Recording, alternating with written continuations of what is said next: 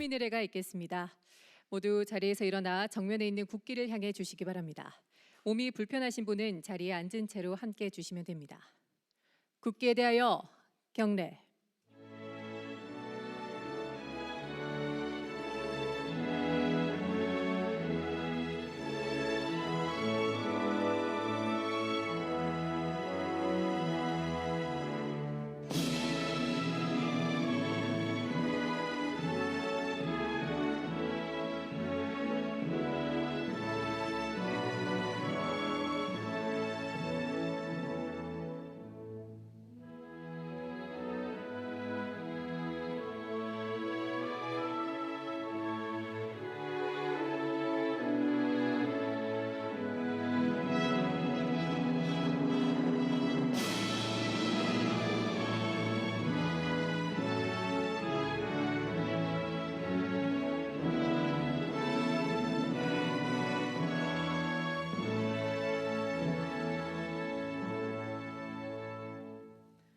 바로 모두 자리에 앉아 주시기 바랍니다.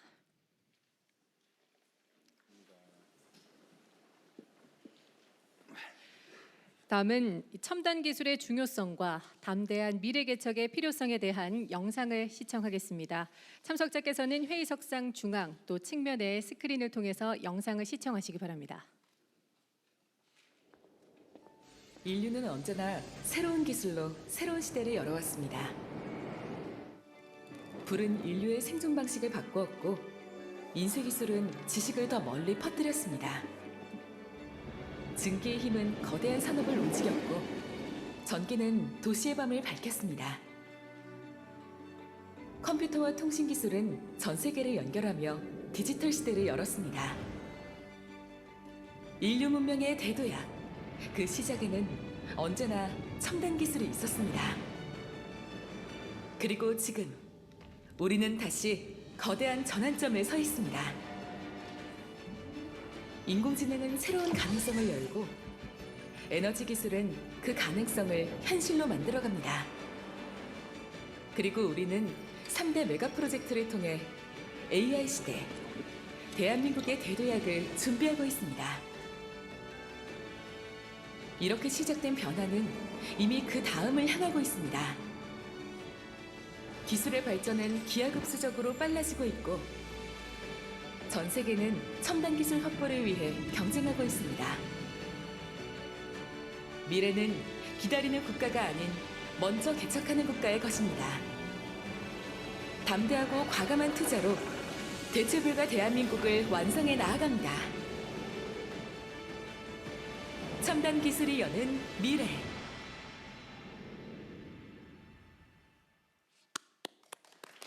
네, 이 첨단 기술의 혁신과 도전이 대한민국의 미래를 여는 힘임을 확인할 수 있었던 영상이었습니다.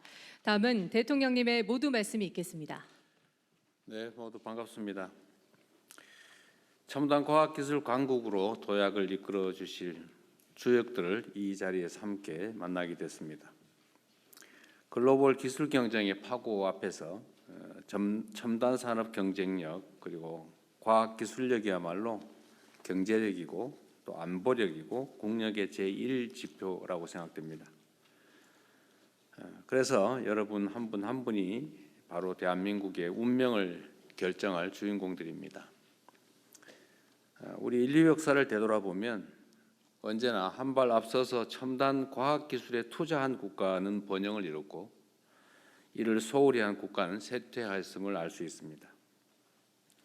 최근 주목받고 있는 첨단 기술의 공통적인 특징은 기술 교체 주기가 무척 빠르다는 점, 그리고 개인과 국가 모두 변화를 놓치면 소외된다는 점입니다. 얼마 전까지 위기론에 시달리던 반도체 산업이 구조적인 초호황을 맞이하고 있습니다. 인공지능 혁명은 우리 산업과 삶 전반을 송두리째 변화시키고 있습니다. 몇 년 뒤 어떤 첨단 기술이 새롭게 등장할지 또 산업 지형이 어떻게 격변할 것인지 예측하기가 매우 어려운 대전환의 시대입니다.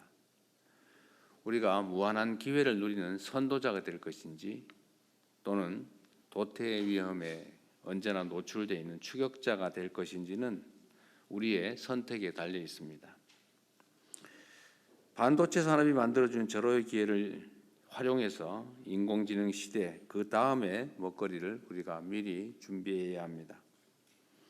오늘 함께 논의할 7가지 첨단 기술 7대 시드 프로젝트는 우리 경제의 차세대 성장 엔진인 동시에 국가의 핵심 전략 자산이 될 것입니다. 그리고 대한민국의 대도약을 이끌어낼 혁신의 원동력이 될 것입니다. 오늘 우리가 뿌린 첨단 기술 씨앗들이 미래에는 거대한 나무로 자라나서 새로운 메가 프로젝트로 자라나게 될 것으로 믿습니다.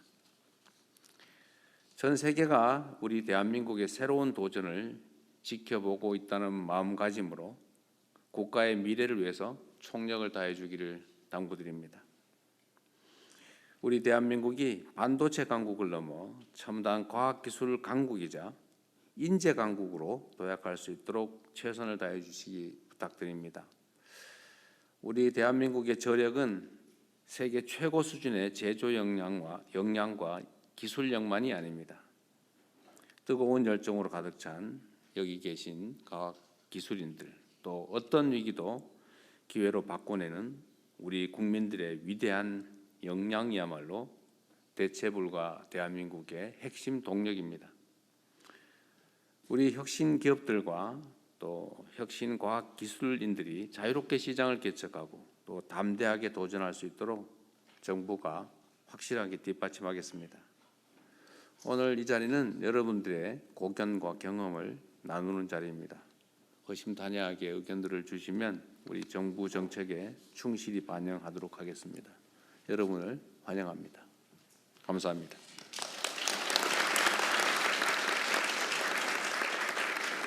네, 대통령님 말씀 감사합니다. 계속해서 민간 전문가 두 분의 제언을 듣겠습니다. 첫 번째로 한국에너지공과대학교 김승환 교수님의 AI 대전환을 위한 에너지 기술과 공급망에 대한 발표입니다.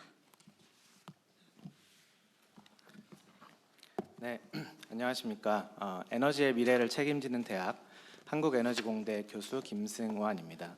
저는 오늘 미래 에너지 기술을 전체적으로 조망하는 발제를 준비했습니다. 흔히 얘기하기에 AI 시대의 경쟁력은 5가지 계층으로 구성이 된다고 합니다. 그 중에 가장 토대가 되는 것은 풍부하고 청정한 에너지의 확보입니다. 근데 여기서 확보라는 것은 단순히 에너지를 생산하는 것을 넘어서서 에너지를 조달하고 운송하고 그리고 안정적으로 운영하는 것까지 포함합니다. 그래서 AI 공급망 측면에서 대체불가 국가가 되기 위해서는 기후 재난이나 안보 위기가 있어도 흔들림 없는 안정적인 전력망, 그리고 AI 기술을 바탕으로 유연하고 효율적으로 최소한으로도 전력망을 짓고 운영할 수 있는 그런 기술, 그리고 여기에 필요한 여러 가지 혁신적 하드웨어를 스스로 생산하고 설치할 수 있는 그런 능력들까지가 필요합니다. 전력망을 연구하는 학자의 입장에서 제일 중요한 것은 청정 자원들의 포트폴리오입니다. 특정 기술이 특정 기술을 대체하는 것이 아니라 우리한테 가장 손에 잡히고 있는 그리고 가장 빠르게 설치할 수 있는 태양광 배터리, 그리고 이들은 결국 차세대 텐덤 전지 그리고 차세대 배터리로 효율적이고 안정적으로 계속 혁신해 나가고 있습니다. 그리고 우리 기술을 기반으로 연료전지 그리고 가스터빈도 이제 보조 수단으로 반드시 활용을 해야 됩니다. 다만 이런 자원들은 온실가스 배출량에 대한 책임과 대안을 같이 마련할 필요가 있습니다. 조금 시간이 지나면 대규모 해상풍력이 태양광 발전이 밤에 발전하지 못한다는 그런 한계점을 보완하기 시작을 할 겁니다. 대규모로 설치가 되기 시작하면서 규모의 경제가 발현되기 시작할 것으로 보입니다. 그리고 시간이 조금 더 지나면 SMR, 소형 모듈 원전이 날씨에 무관하게 대형 산업부와 인근에 배치되어서 최적의 기저부하를 담당할 수 있을 것으로 생각됩니다. 그리고 조금 더 나아가면 SMR이 생산한 고온열이 난 감축 분야에서도 역할을 할 수 있을 것으로 기대합니다. 미안한데 뭔 감축 분야에서? 난 감축 분야, 감축이 어려운 분야를 난 감축 네, 분야. 네. 네, 알겠습니다. 네, 메가 프로젝트로 인해서 전력 수요가 급증할 것은 굉장히 명확합니다. 하지만 송전망을 그렇게 빠른 속도로 설치해 나가는 것은 참으로 어려운 일입니다. 그래서 우리가 지금부터 준비해야 될 것은 뭐 AI 데이터 센터, 반도체 팹, 로봇 팩토리 같은 우리가 메가 프로젝트를 통해 추진하려고 하는 여러 가지 그 사이트들이 스스로 에너지를 자립하고 제어할 수 있는 역량을 확보하는 것을 준비를 해야 됩니다. 이런 사이트들이 많아지면 이들이 군집을 이룰 수가 있고요. 그런 지역 클러스터가 중앙 전력망에 어떤 재난이나 안보 문제가 생겼을 때 잠시 떨어져서 홀로 생존했다가 문제가 해결되면 다시 국가망으로 재결합되는 그런 조금 혁신적인 오퍼레이션을 할 수도 있습니다. 그리고 각 사이트나 각 지역이 이런 식으로 운영될 수 있다면 중앙에서 전력망을 설계하는 쪽에서도 부담이 많이 줄어듭니다. 그래서 사실 송전망은 한 개, 두 개의 사고가 동시에 일어날 것까지 대비해서 굉장히 여유를 두고 짓고 있습니다. 근데 이렇게 각 부하나 각 지역이 스스로 생존할 수 있는 역량을 갖출 수 있다면 송전망을 굉장히 최소화하면서도 전력망을 안정적으로 운영할 수가 있습니다. 그런데 이런 실시간 상황에서 이런 대응을 인간이 하기는 굉장히 어렵습니다. 그래서 결국 AI의 개입이 필요한데요. 우리가 흔히 얘기하는 범용 AI들은 사실 전력망의 특수한 물리적 데이터나 물리 법칙을 학습하고 있지 않습니다. 그래서 이런 전력 관련된 기관들 서버 안에 존재하는 여러 가지 파편적인 데이터들을 합쳐서 이들을 그리드 전용 AI 파운데이션 모델로 진화해 나가는 그런 노력들도 기울여야 합니다. 그리고 이렇게 소프트웨어적으로만 혁신이 일어난다고 이런 전력망을 만들 수 있는 것은 아닙니다. 사실 이런 어떤 혁신적인 과거에 상상할 수 없었던 운영 방식을 버텨줄 수 있는 혁신적인 하드웨어들, 뭐 그리드 포밍 인버터, DC 설비들, 이스테콤, ESS 이런 것들이 조화를 이루면서 물리적 기반을 갖춰야 합니다. 이런 것들이 갖춰졌을 때 진정한 분산형 전력망을 이루고 덜 짓고 더 수용하는 네트워크를 만들어낼 수 있습니다. 근데 우리가 화석연료 기반 에너지 시스템에서 이런 새로운 에너지 시스템으로 도약을 하는 과정에서는 지금껏 다루지 못했던 새로운 안보 이슈가 발생을 합니다. 배터리, 혁신적인 전력 설비들, 반도체 제조 공정에 들어가는 다양한 자원들이 핵심 광물이라고 부르는데요. 이 중에서도 다수가 현재 특정국 의존도가 80에서 90%를 차지하고 있습니다. 결국 이 문제를 해결하기 위해서는 조달 다변화, 비축, 재활용, 동맹국 협력 같은 전방위적인 수단을 통해서 통제 가능한 광물 공급망을 구축해 나가야 될 것입니다. 제가 말씀드린 내용들이 하나로 연결되고 동시에 추진될 때 우리나라는 진정한 대체불가 대한민국이 될 수 있을 것으로 기대합니다. 이상입니다. 네, 발표 잘 들었습니다. 네, 결국 이 기술의 미래는 이를 뒷받침하는 에너지와 공급망에서부터 시작된다는 점을 확인할 수 있었습니다. 다음으로 포항공과대학교 장진아 교수님의 미래 대도약을 개척하는 첨단 기술에 대한 발표를 듣겠습니다. 네, 안녕하십니까. 포항공과대학교 기계공학과의 장진아입니다. 저는 오늘 발표에 앞서서 제 개인적인 배경에 대해서 간단하게 말씀드리고자 합니다. 저는 학부 때는 기계공학, 기계 설계를 전공을 했는데요. 실제로 현재 하고 있는 연구는 바이오 프린팅 인공장기의 영역입니다.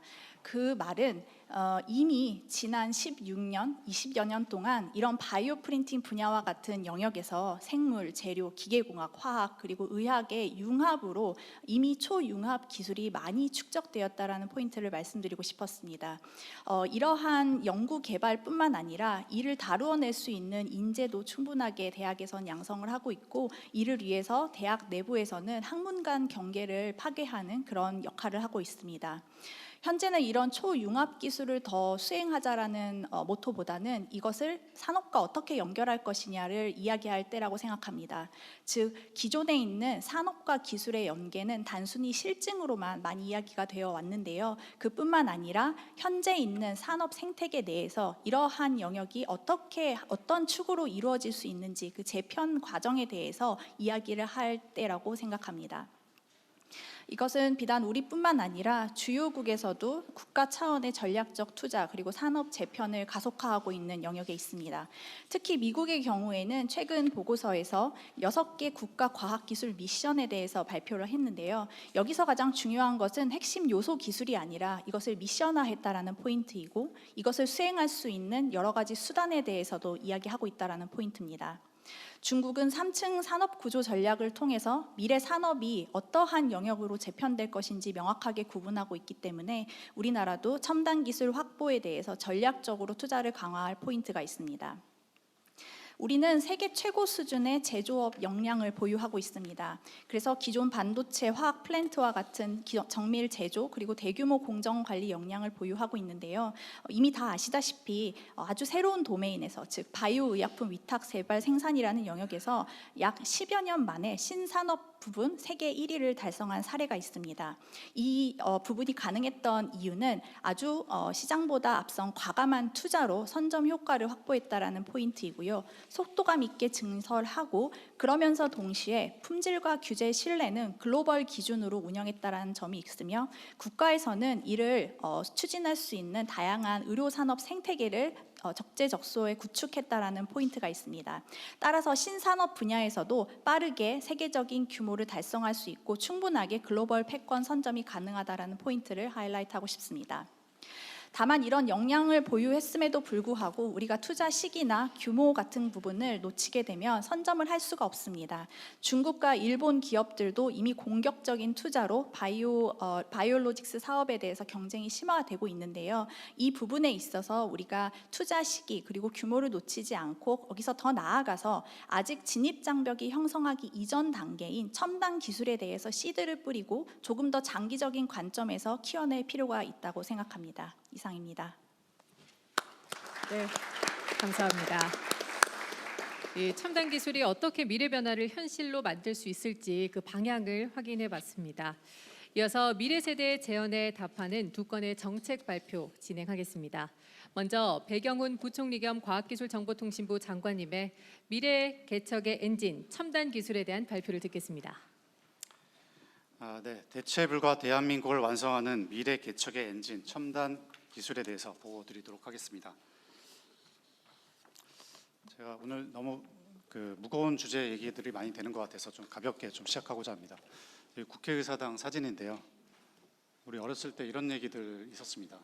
이 국회의사당 지붕이 열리면 이것이 나타난다고 했는데요. 이것이 뭔지 맞추실 분? 이미 나와 있나요? 아닌데요. 이 자료에 다 써놨답니다.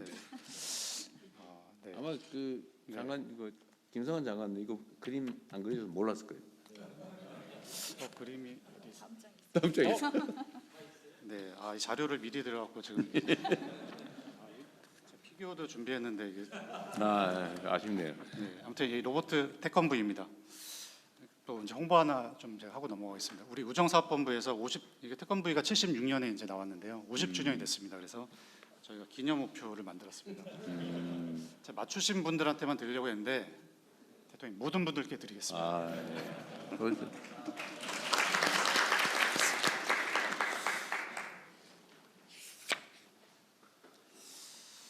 네, 약간 좀 김은 샜지만 김이 좀 샜어요. 아쉽게. 네. 다음 자료가 이렇게.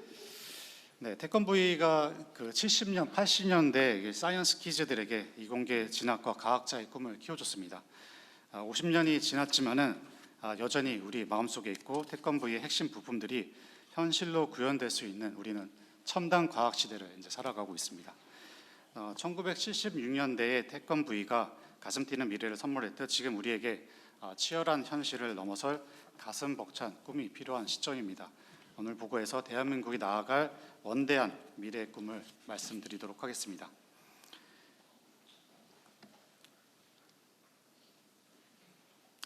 (2026년) 대한민국은 AI 대전환에 기반이 될 3대 메가 프로젝트를 통해서 대도약을 꿈꾸고 있습니다. 태권브이에 비유하자면 반도체는 두뇌, AI 데이터 센터는 심장, 피지컬 AI는 몸통, 신체에 해당합니다. 근데 사실 이렇게 이 태권브이가 이 3대 메가 프로젝트에 해당하는 기술만 가지고는 온전하게 작동하기 어렵습니다. 실제 이 태권브이가 키가 56m, 무게가 14,000톤에 달한다고 합니다. 1,400톤에 달한다고 합니다. 엄청 무겁고 크죠. 이런 어떤 큰 초대형 로봇을 구동시키기 위해서는 여러 기술들이 좀 보완이 돼야 됩니다. 양자 컴퓨터 같은 이런 초지능 기술, 그리고 기억하시는지 모르겠지만 이게 조종사 훈이 기억나시나요? 네, 경훈이가 아니라 훈이입니다. 네, 그 훈이가 훈이랑 로봇이 이렇게 연결이 돼서 소통하고 움직이지 않습니까? 이런 초연결 기술, 지금 우리한테는 이 BCI라는 기술이 있습니다. 그리고 실제로 이 로봇이 달리고 마하 1.2로 날아가기 위해서는 이런 어떤 초강력 에너지원이 필요합니다. SMR, 핵융합, 재생에너지가 해당합니다. 그리고 어떤 환경에서 견디는 초경량의 첨단 소재, 부품 기술들이 필요합니다. 또 실제로 로켓 같은 어떤 추진력을 만들기 위해서 초고속의 우주항공 기술이 필요합니다. 이렇게 7대 시드 프로젝트는 우리가 상상하고 꿈꿨던 태권브이가 현실 그 이상의 완성형이 될 수 있도록 하는 첨단 기술의 집합체라고 볼 수 있겠습니다. 이런 시드 프로젝트를 잘 키워서 이제 메가 프로젝트화 할 것이며 3대 메가 프로젝트와 이 7대 시드 프로젝트는 따로 또 같이 대체불가 대한민국을 완성시키는 쌍두마차가 될 것입니다. 7대 시드 프로젝트의 세부 내용을 말씀드리겠습니다. 폭증하는 AI 전력 수요와 탄소 중립을 동시에 달성할 열쇠는 미래 청정 에너지에 있습니다. 대한민국은 SMR, 핵융합, 재생에너지를 차질 없이 추진하도록 하겠습니다. 2035년까지 경수형 SMR을 상용화하고 다목적 비경수형 SMR은 2030년대 건설에 착수합니다. 인공태양이라 불리는 핵융합 기술은 2035년까지 한국형 실증로를 건설하며 2030년대 말에 전력을 생산합니다. 재생에너지 분야에서 2035년까지 페로브스카이트 기반의 초고효율 태양 전지를 개발하고 수소 생산, 수전의 기술도 고도화하겠습니다. 다음으로 미지의 영역을 개최할 차세대 성장 동력 프론티어 시드입니다. 양자, 우주항공, 첨단 바이오 기술이 이에 해당합니다. 양자 기술의 발전은 컴퓨팅 한계를 넘어서 이제 차세대 인공지능 기술이라고 불리고 있습니다. 최소한의 전력과 데이터로 대규모의 연산을 이제 가능하게 합니다. 2029년까지 100큐비트급 국산 양자 컴퓨터를 개발하고 2035년 양자칩 제조 1위를 달성하도록 하겠습니다. 또한 인류의 활동 영역을 지구 밖으로 펼쳐줄 우주 항공 분야에서는 2030년 달에 착륙하고 2035년 저궤도 위성 통신망을 구축하겠습니다. 그리고 차세대 민항기를 위한 민항기 개발에도 차질 없이 저희가 초격차 소재 부품도 확보해 나가도록 하겠습니다. 그리고 인체의 한계를 극복하고 건강 수면 연장의 꿈을 이뤄줄 첨단 바이오 분야에서는 AI와 로봇을 활용해서 신약 개발의 속도를 가속화하고 2035년까지 뇌와 컴퓨터를 연결하는 BCI 기술을 상용화하여 생각만으로 글자를 입력하고 생각만으로 기계와 로봇을 조작할 수 있는 기술을 완성해 나가도록 하겠습니다. 첨단 공급망 생태계는 메가 프로젝트 성공과 미래 개척을 위한 기반 시드입니다. 이 부분은 잠시 뒤 산업통상부 장관님께서 자세히 또 설명해 주시겠습니다. 이 모든 7대 시드 프로젝트의 성공을 위해서는 우리 과학기술 생태계의 주역인 산학 연의 역량 강화와 결집이 필요합니다. 기초 연구 지원을 대폭 확대하고 대학에 대한 블록 펀딩을 지원을 통해서 연구 경쟁력을 높이고 우수한 인재를 키워내겠습니다. 출원 연구소는 PBS 폐지에 발맞추어서 국가적인 핵심 임무에 몰입하는 조직으로 체질을 개선하겠습니다. 또한 딥테크 창업을 활성화하여 첨단 기술을 가진 혁신 기업을 길러내고 출자 방식의 투자형 R&D를 새롭게 도입해 정부가 기업과 리스크를 나누고 함께 성장하는 생태계를 만들어내겠습니다. 오늘 이 자리에서 보고드린 7대 시드 프로젝트는 제가 과학기술부총리로서 민간 합동의 미래 개척 추진단을 구성하여 직접 책임지고 챙기도록 하겠습니다. 오늘 참석하신 분들 제가 다 선물 드릴 거니까 열심히 도와주시길 부탁드리겠습니다. 아울러 이제 미래 대응 기금 같은 재원도 필요해 보입니다. 해당 프로젝트 진행할 때 우리 예산기획처 장관님 오늘 잘 부탁드리겠습니다. 그리고 이제 도전적인 R&D와 신속한 사업화를 가로막는 낡은 법령과 규제의 장벽들을 가감히 걷어내도록 하겠습니다. 오늘 말씀드린 7대 시드 프로젝트는 우리 아이들과 대한민국이 다시 한번 세계를 향해 가슴 뛰는 꿈을 꿀 수 있도록 준비한 미래의 씨앗입니다. 이 씨앗들이 자라서 10년, 20년 뒤 그 누구도 넘볼 수 없는 대체 불가 대한민국을 같이 완성해 나가도록 하겠습니다. 감사합니다. 네, 감사합니다. 네, 새로운 성장 동력의 비전을 제시해 주셨습니다. 다음으로 김정관 산업통상부 장관님께서 미래개척의 기반 첨단 공급망 생태계 육성에 관한 발표를 하시겠습니다. 네, 반갑습니다. 김정관입니다. 요즘 그 과기부 장관님의 발표 역량이 너무 갈수록 뛰어나가지고 불안하시죠? 네, 불안한 정도가 아닙니다. 네, 굉장히 인상 깊게 봤었는데 거기에 등장하는 로봇 태권브이가 여러 가지 기술이 있다고 했는데 저는 오늘 지금 제가 말씀드린 게 없으면은 사상 누각에 불과하다는 그런 절박한 심정으로 보고를 드리도록 하겠습니다. 대한민국 미래 첨단 산업을 튼튼하게 받쳐줄 공급망, 이른바 첨단 공급망 생태계 육성 방안에 대해서 보고 드리겠습니다. 조금 전에 로봇 태권브이에서 보시다시피 저희들이 3대 메가 프로젝트 차세대 핵심 기술을 저희들이 과기 부총리께서 아주 현란한 프레젠테이션과 함께 보고를 해주셨습니다마는 핵심 광물, 첨단 소재, 부품, 장비가 뒷받침해 주지 못한다면 그야말로 모래 위에 쌓은 성에 불과하다는 것을 우리 모두 다 알고 있습니다. 그 사실을 우리만 아는 것은 아닙니다.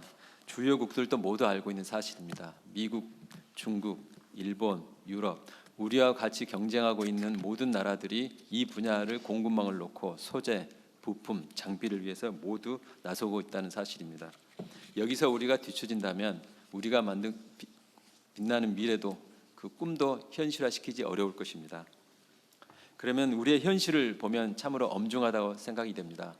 앞에서 보이는 반도체, 전기차 등 최종재의 제조 역량은 최고입니다마는 보시다시피 반도체 장비 점유율 한국 2.3%, 2차 전지 응급제 점유율 3.0%, 소재 부품 장비의 해외 의존도는 매우 높은 상황입니다. 특히 로봇을 움직이려면 우리 모두가 연구 자석이 필요하다는 걸 알고 있는데 그 핵심인 연구 자석용 중히토리는 특정국 의존도가 99%에 해당하고 있습니다.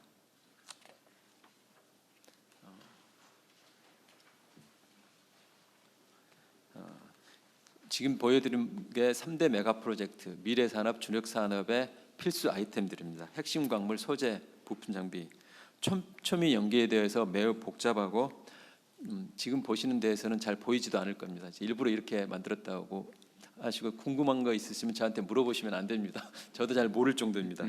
그 이유는 이 분야가 어떻게 보면은 너무 복잡하고 전문 분야라는 이유로 굉장히 오랫동안 방치되어 왔습니다. 정책의 영역을 떠나서 민간의 이름으로 과학기술의 이름으로 사실상 방치되어 왔던 영역입니다.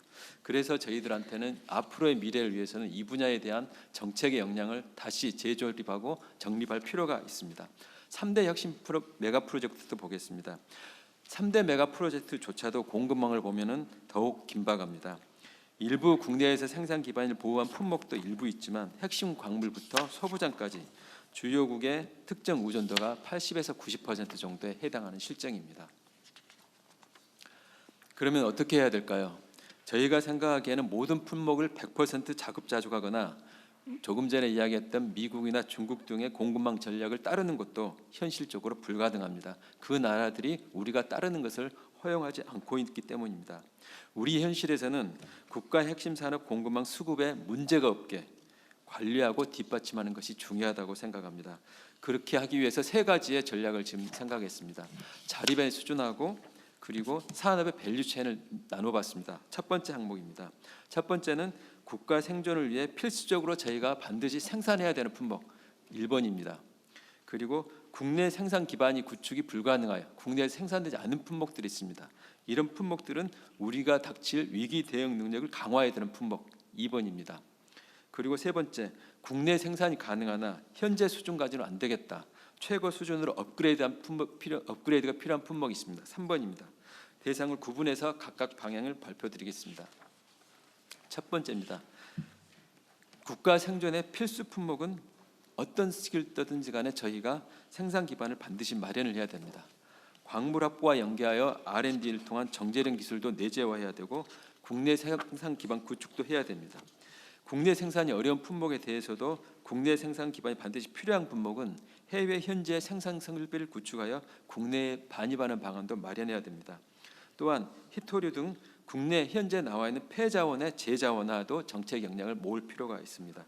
폐자원의 수집, 검증 시스템 구축, 재자원화 R&D 등을 통해 현재 7%인 재자원화를 30년까지 20%로 끌어올립니다. 이 분야는 저희 산업부와 기후에너지부가 야심차게 지금 준비하고 있는 내용이라는 점을 말씀을 드립니다. 또한 소부장, 투자보자금, 정부의 모든 투자 생산 인센티브를 그동안의 방식이 생산 효율성과 경제성을 중심으로 했다면 안보라는 개념을 새로 저희들이 같이 첨가를 해서 중요한 가치로 올려내어야 합니다. 가동이 중지되어 있던 무주불산 공상을 재가동합니다. 그리고 히토 연구자재 공상도 신설합니다. 그렇게 해서 첨단 산업의 핵심 공급망을 우리가 필요한 부분은 반드시 내재화해 내도록 하겠습니다. 둘째는 히토류처럼 아예 국내에 없는 핵심 광물에 대해서는 공급망 충격에 견뎌낼 수 있도록 위기 대응 능력을 강화하겠습니다. 특정국 의존도를 낮추기 위한 대체 공급망을 확보합니다. 저희가 전략상 그 구체적인 나라에 대해서 광물들을 이름을 병기하지 않았다는 점을 좀 양해해 주시기 바랍니다. 대륙별 자원 분포를 고려하여 핵심 광물별 복수 공급선을 확보하고 그동안 대통령께서 다녀오신 중남미 순방 등 정상 외교 성과를 반드시 실제 공급망 성과를 연결해 내겠습니다. 국내 비축도 확대하겠습니다. 공공 비축 품목과 물량을 대폭 확대하고 현재 2028년 핵심 광물 전용으로 지어지고 있는 새만금 비축 기지도 조속히 완공하여 가동토록 하겠습니다. 아울러 국내 생산 기반은 있으나 글로벌 경쟁력이 부족한 핵심 품목은 생산과 기술을 확실히 강화하겠습니다. 핵심 소부장 기술 개발에는 5년간 10조 원 이상을 투자하고 이렇게 개발된 기술이 실제 시장에서 이어질 수 있도록 실증, 실험 인증 인프라를 대폭 확대해 나갑니다. 반도체 실증 팹, 미래 배터리 소재 실증 센터 등을 통해 우리 실증을 더욱 지원해 나가겠습니다. 아울러서 공공이 앞장서서 혁신 제품을 구매하는 공공구매 연계형 개발 등을 통해 세계 최초, 세계 최고의 소부장을 생산하는 슈퍼 을 기업을 30년까지 15개 육성합니다. 3대 메가 프로젝트에 대한 대기업의 1,600조 원의 대규모 투자가 국내 소재, 부품, 장비 기업들의 성장, 저희들은 이걸 상생 프로그램으로 만들어내겠습니다. 대기업이 협력업체를 위해 무역금융 펀드 등의 자금을 지원하는 것과 함께 정부도 자금 세제, 인력, 기술 3종 지원 세트를 통해 국내 소부장 기업의 경쟁력을 제고하겠습니다. 있는 생산 역량은 또한 확실히 강화하겠습니다. 산업부는 앵커 기업과 협력 기업이 원팀으로 기술 개발, 실증, 구매까지 연결하는 함께 성장 프로젝트를 추진합니다. 이를 위해 민간과 함께 5년간 총 5조 원을 함께 투자하고 수요 앵커 기업과 협력 기업의 동반 성장을 만들어내겠습니다. 마지막으로 취약 광종에 대한 전문가위원회 검증, 산업자원안보기금 신설 등을 통해 민간이 함께 전 주기에 걸쳐서 맞춤형 지원을 해 나갑니다. 이를 위해 전담기관의 혁신으로 해외 사업 기능을 복원하고 해외 혁신 광물을 민간과 함께 팀 코리아 원팀으로 확보해 나가도록 하겠습니다. 3대 메가 프로젝트와 차세대 미래 기술 기반인 첨단 공급망 생태계를 튼튼하게 육성하여 성장 대도약의 효과가 우리 경제 전반에 확산되도록 노력하겠습니다. 감사합니다. 네, 감사합니다. 부총리님보다 좀 더 잘했다는 생각이 들 뻔했을 것 같아요. 그런데 로봇 태권브이가 등장하는 순간 끝난 것 같습니다. 네, 자, 장관님 알겠습니다. 감사합니다. 네, 대한민국이 미래 경쟁력을 뒷받침할 공급망 생태계 방향에 대해서 발표 들어봤습니다. 이제 이 미래를 여는 첨단 기술과 정보의 역할을 주제로 참석자분들의 의견을 들어보는 종합 토론 순서입니다. 오늘 이 7대 시드 프로젝트가 발표된 만큼 전문가 분들께 프로젝트의 중요성과 그 파급 효과, 또 성공을 위한 포부를 들어볼 텐데요. 이번 순서는 두세 분의 전문가의 의견을 먼저 들어보고 필요할 경우 관계부처의 답변을 듣겠습니다. 앉으신 자리에서 손 들어주시면 제가 한 분씩 지명을 할 거고요. 이 시드별로 여러 목소리를 들을 수 있도록 발언 기회를 골고루 드리겠습니다. 발언자께서는 테이블에 놓인 마이크의 버튼을 누르신 뒤 먼저 소속과 성함을 말씀하시고 의견을 개진해 주시면 됩니다. 발언이 끝나시면 다시 한번 버튼을 눌러 전원을 꺼주시기 바랍니다. 의견 있으신 분 손 들어주십시오. 네, 제 앞쪽에 가장 먼저 손 들어주셨는데요. 네, 말씀 부탁드립니다. 네, 안녕하세요. 카이스트 원자력 및 양자공학과 이정익이라고 합니다. 우선 그 7대 시드 보고에 초청해 주셔서 감사드리고요. 오늘 7 시드 프로젝트에 일단 SMR이 포함된 것을 저는 되게 반갑게 생각을 합니다. 네, SMR의 사실 가장 큰 사용처는 저는 이제 혁신의 SMR 기획에도 참여를 했었는데 당시에 석탄이라는 연료를 저희가 대체하는 걸 제일 중요하게 생각을 했었고, 석탄은 우리나라에 사용되는 걸 보면 이제 발전뿐만 아니라 석유화학 산업이나 철강 산업에서 사실 열을 공급하는 데도 많이 사용되고 있습니다. 그래서 석탄을 대체를 하는데 SMR을 사용하는 게 저는 되게 중요한 앞으로 활용처라고 생각을 하고, 우리나라가 앞으로 탄소 중립을 이루면서 첨단 기술에 필요한 전력을 공급하는데 SMR이 아주 중요한 역할을 이제 그런 식으로 할 거라고 이제 기대를 합니다.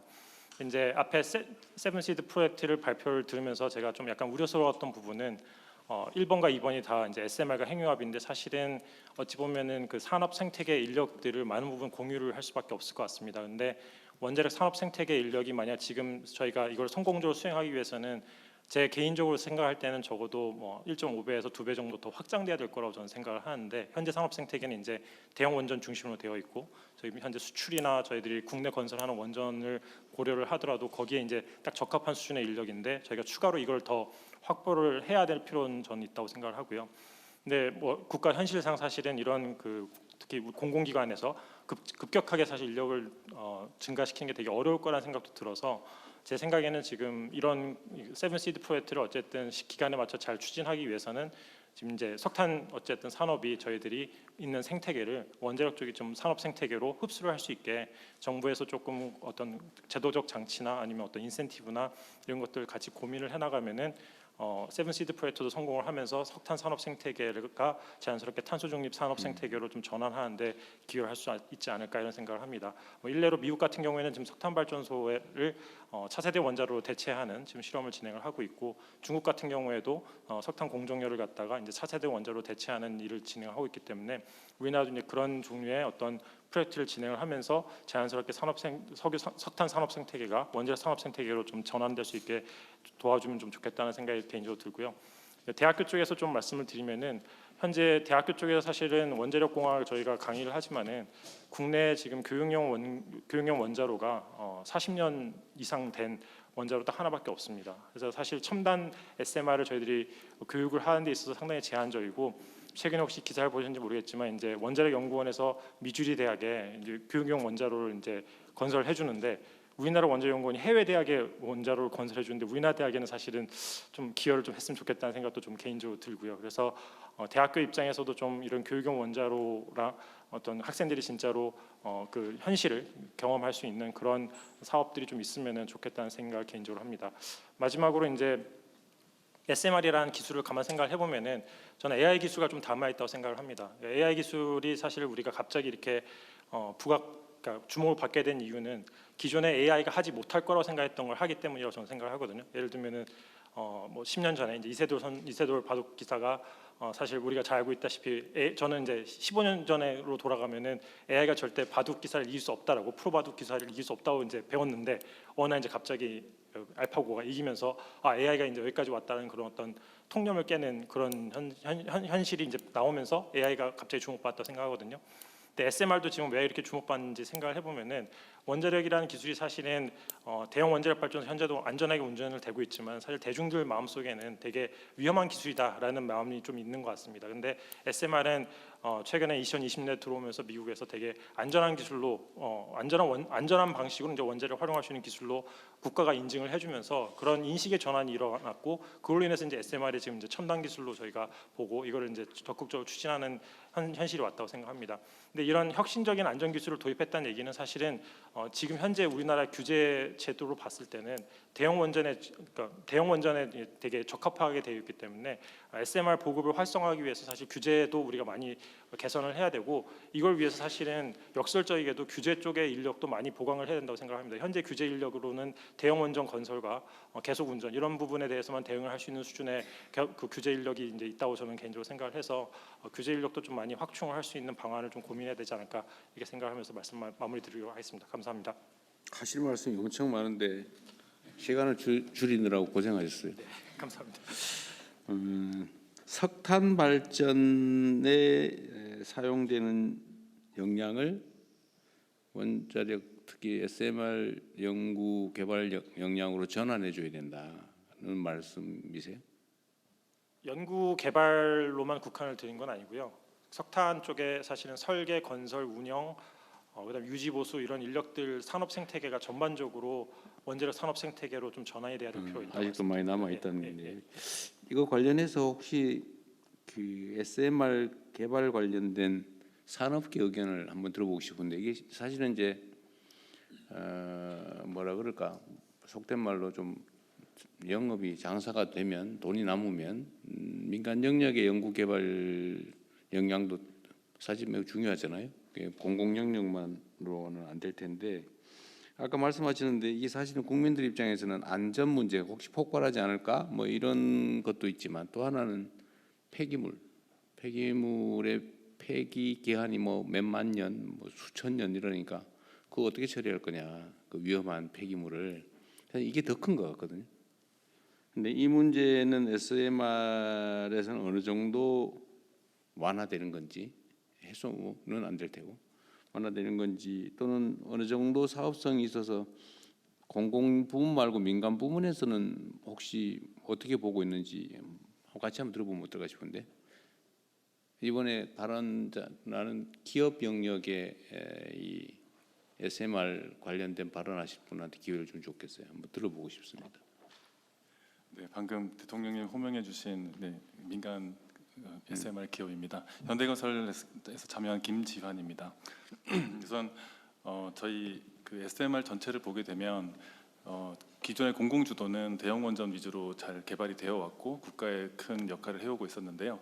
지금 ISMR을 비롯한 이제 소형 원전도 경수형으로 지금 이제 공공기업이 주도해서 잘 개발하고 계신 걸로 알고 있고 아까 백용훈 부총리님께서도 잘 발표해 주신 것 같습니다.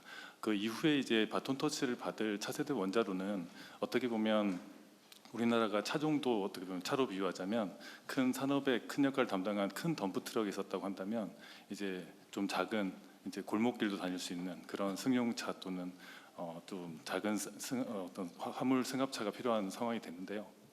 그거를 이제 저희 민간 기업이 국가 주도의 어떤 사업을 기술을 이어받아 가지고 이제 저희가 담당하는 어떤 설계나 그 국가에 기여할 수 있는 에너지로 개발하려는 계획을 갖고 있습니다.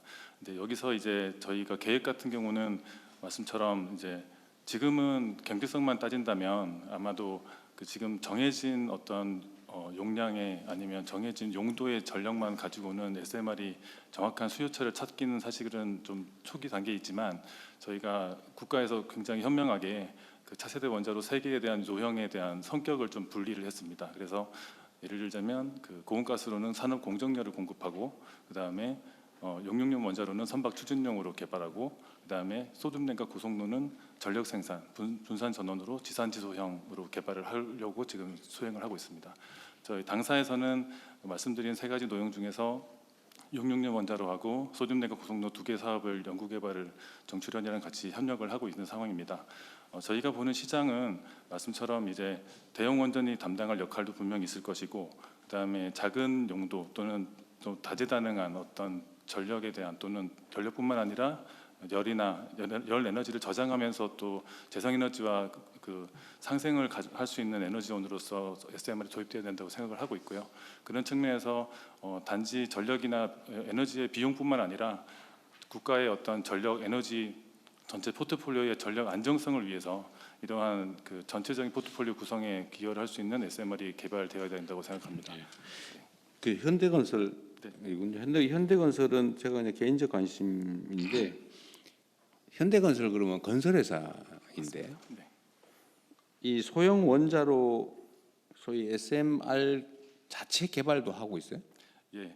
원래 저희가- 원자로는 딴 회사에서 하고 이건 건설만 하는 거 아니고 예, 저희가 그래서 지금 다른 그 SK에서 참석하셨지만 저희 회사는 일단은 전략을 크게 중장기 전략과 지금까지 해온 게 네, 맞습니다. 해온 게 어쨌든 원자로 소형 원자로 개발도 자체적으로 하고 있다는 거예요. 그 정부 출연 연구소인 한국 원자력 연구원과 함께 개발하고 함께 있습니다. 공동으로. 예. 예.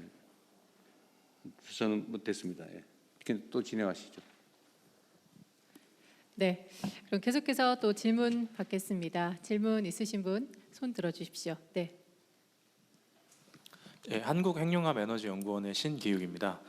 저희 연구원은 지금 우리나라 핵융합 분야의 연구 개발을 전담하는 출연이고요. 저희가 이제 핵융합로에 필요한 핵심 기술들을 국내 기업하고 같이 함께 개발을 하고 있습니다. 근데 최근에 이제 정부에서 실증로를 위한 과제들을 많이 열어주셔가지고 이제 연구 현장에서도 기업분들하고 많이 이제 만나게 되는데요. 이분들이 가지고 계신 기술력이라든지 참여 의지가 굉장히 확고한데, 다만 이 핵융합 이 에너지 개발 자체가 장기 고위험 사업이다 보니까 기업분들이 좀 홀로 감당하기가 좀 어려운 상황이기도 하고, 또 공공 역량만으로도 펼쳐나가기가 좀 어려운 상황입니다. 그래서 이제 해외 사례를 보면은 1억 달러 이상 투자를 유치한 스타트업 기업들이 20곳이 넘고요. 그래서 민간 투자가 굉장히 활성화돼 있는데, 다만 저희 쪽은 한국의 이제 상황을 고려해봤을 때 민간 투자는 한 수십억 수준으로 알려져 있습니다.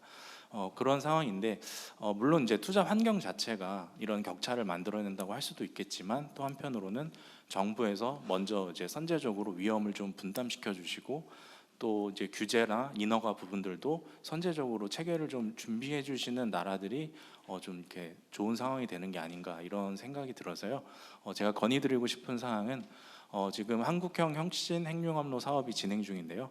정부에서 이 마중물로서 특수목적 법인과 같은 민관 협력 모델을 좀 과감하게 설계를 좀 해주시고, 좀 선제적으로 위험 분담에 대해서 좀 확신을 주시고, 그다음에 인센티브 설계라든지 저희 핵융합 쪽 인허가 체계가 기존 원자력 체계하고 좀 다른 점들이 있어서 아직 구축되지 않은 부분들이 있는데, 이런 부분들을 좀 챙겨주시면 어떨까 좀 건의드려봅니다. 감사합니다.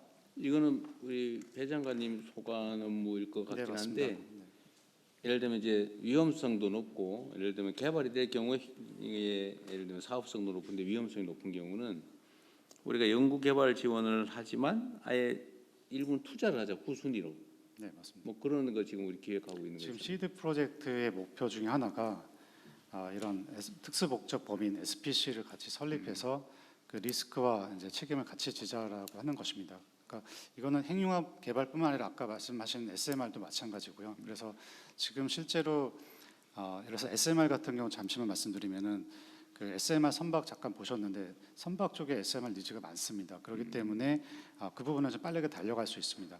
나머지 수요 니즈별로 사실 많은 기업들이 실제 개발을 하고자 하지만은 현대건설 같은 경우에 이제 우리 그 원자력 연구원과 이제 연구원 정도 수준인데, 그렇게 해서는 좀 속도가 안 나는 것 같습니다. 그래서 아예 그 특수목적 법인을 만들어서 그 속도를 내고, 아까 이정익 교수님 말씀하신 것처럼 관련된 어떤 인력도 더 육성하고 키워내고 하는 것들이 동시에 좀 진행돼야 될 것 같습니다. 그러니까 지금까지는 우리가 이제 사실 전 세계에서 R&D 예산을 가장 많이 쓰는 나라로 우리가 분류가 되는데, 올해만 해도 35조 원. 근데 계속 이건 많이 늘어날 건데요. 근데 이거를 이제 지금까지 공공 영역에서 투자 그 연구 개발을 하거나 아니면 민간에서 하는 거를 그냥 지원해 줬는데, 우리가 이제 그 중간 형태로, 예를 들면 민간에서도 이 연구 개발 역량도 상당 정도 있고 또 수익을 위해서 투자를 하기도 하는데, 이제 이게 위험성도 많으니까 예를 들면 공공 영역에서 지원도 하지만 그 외에 새로운 유형으로 투자를 하자.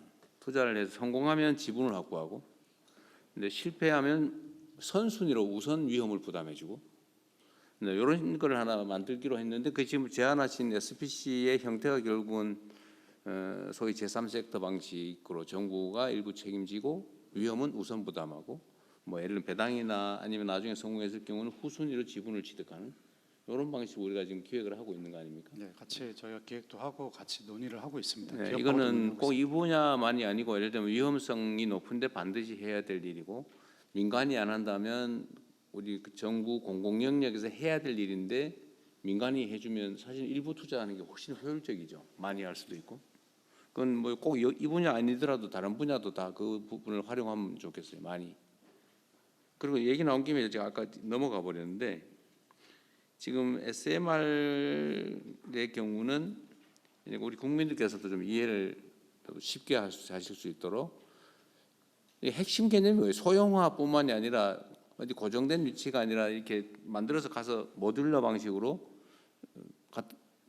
만들어서 갖다 조립할 수 있다. 옮길 수 있다. 소형화돼서 위험이 많이 적다. 그리고 새로운 방식이기 때문에 폐기물 문제나 폭발의 위험이나 이런 게 많이 줄어들 수 있다. 그런 얘기죠. 뭐 그런 걸 새롭게 만들겠다는 건데 지금 현재 예를 들면 원자력 잠수함 있잖아요. 그것도 일종의 소형 원전인데 아주 오래전부터 쓰고 있지 않습니까? 네.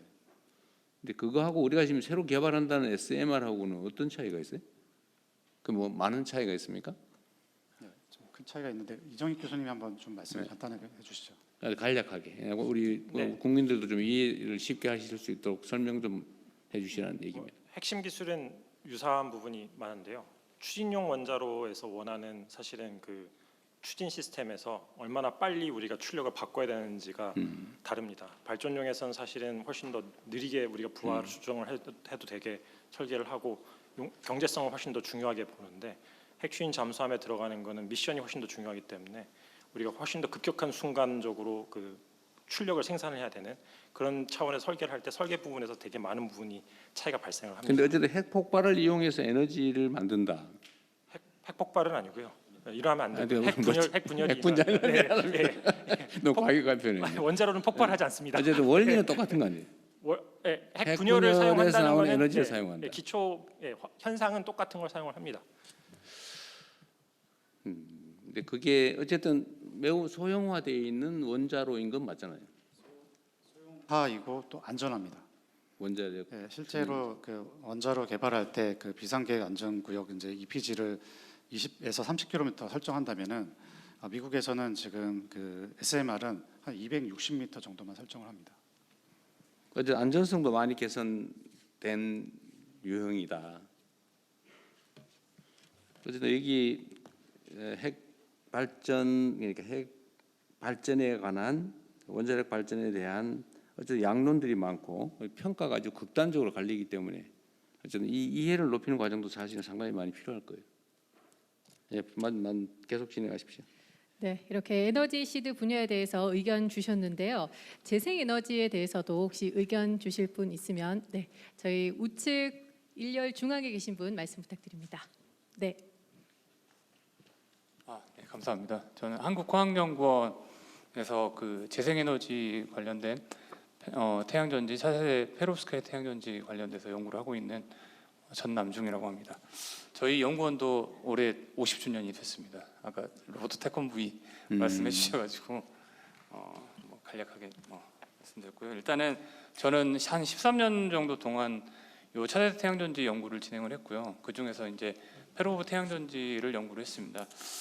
실제 저희 이제 기후 위기 대응하고 그리고 AI 데이터 센터 전력 수요 증가로 해서 재생에너지 비율이 계속해서 증가를 하고 있지 않습니까? 그래서 이런 부분들이 이제 43%까지 확대가 2003년까지 되고 그래서 이제 유럽의 이제 주요국이나 아니면은 그 중국, 인도, 미국도 빠르게 이제 대응을 하고 있는 실정이고 에너지 대전환의 이제 중심인 이 태양전지 자체가 연간 투자 공급이 한 500억 정도 이제 500조 규모로 이렇게 늘어나고 있습니다. 그래서 이게 이제 향후 배터리나 디스플레이 산업 전반의 수준에 버금가는 그런 국가 전략 제조 산업이 될 거라고 생각이 되는데요.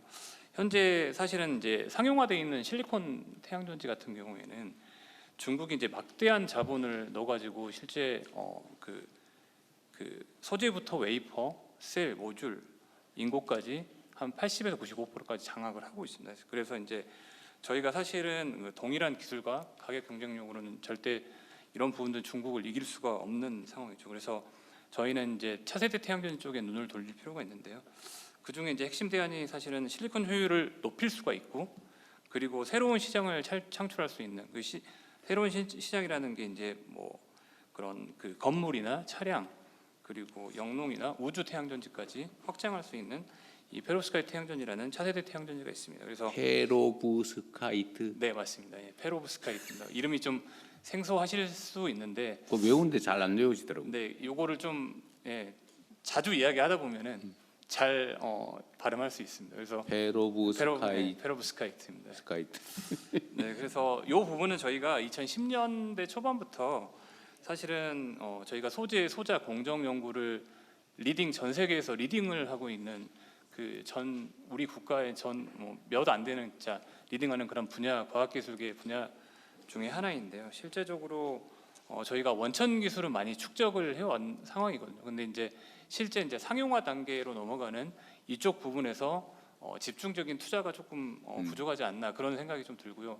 실제 이제 일본이나 중국의 이웃 나라 같은 경우에는 이런 상용화에 관련된 그런 인프라 투자나 이런 것들이 어마어마하게 잘 되고 많이 되고 있거든요. 근데 이제 이 분야가 실제적으로 저희는 많이 투입이 안 되고 있다라고 생각이 들어집니다. 개발 마지막 단계이고 효율은 엄청나게 높아서 우리가 선점할 수 있는데 하여튼 이 연구 개발 예산이 예산 문제보다는 그런 인프라 부분인 것 같습니다. 인프라. 실제적으로 이제 그런 파일럿 라인 정도 수준에서 뭔가 그런 설비들이 이제 잘 돼야 되는데 실제적으로 이제 고가 장비나 이런 거를 셋업할 때 굉장히 어려운 부분들도 좀 있고 해서 그런 부분들이 조금 수월하게 뭔가 좀 이야기가 좀 근데 되면 정부가 예를 들면 뭘 하면 됩니까?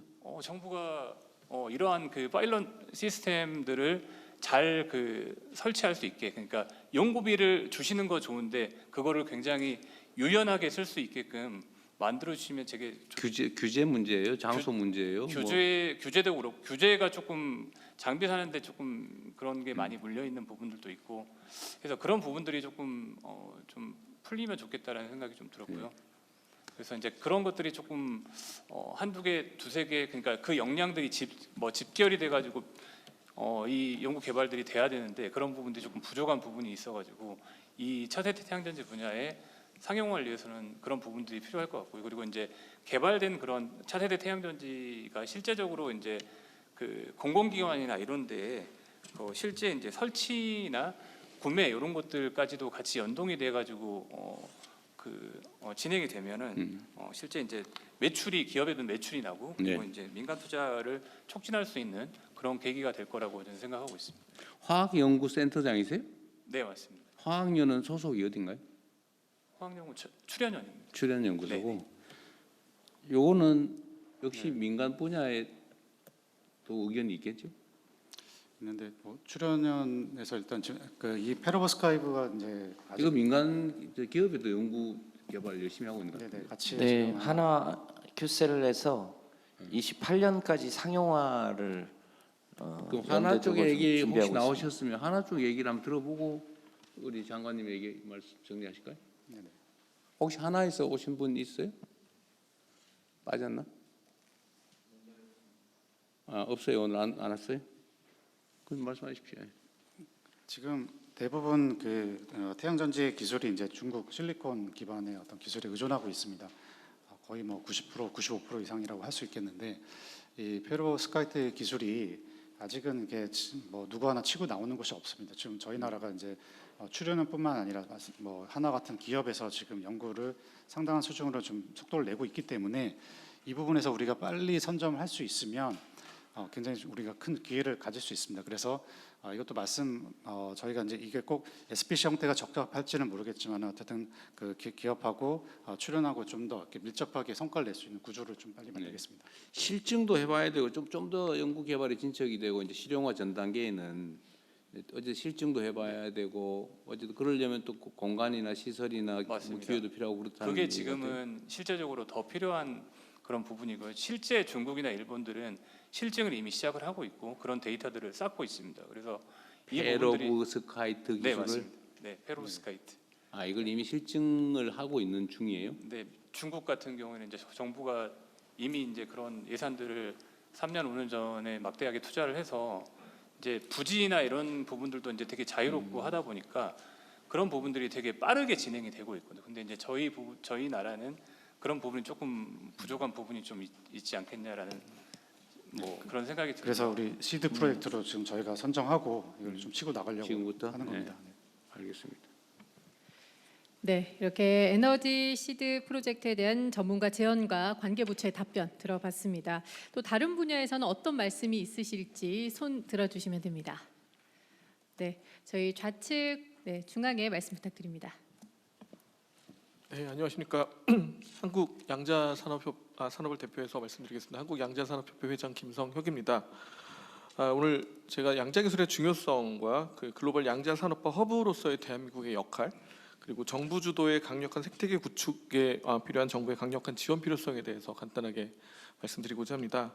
양자기술은 아시다시피 자연의 근본 원리를 다루는 초정밀 기술입니다. 예전에 파인만 교수께서 자연을 제대로 이해하고 설명하려면 양자 컴퓨터가 필요하다라고 한 70년 전에 말씀하셨던 것 같습니다.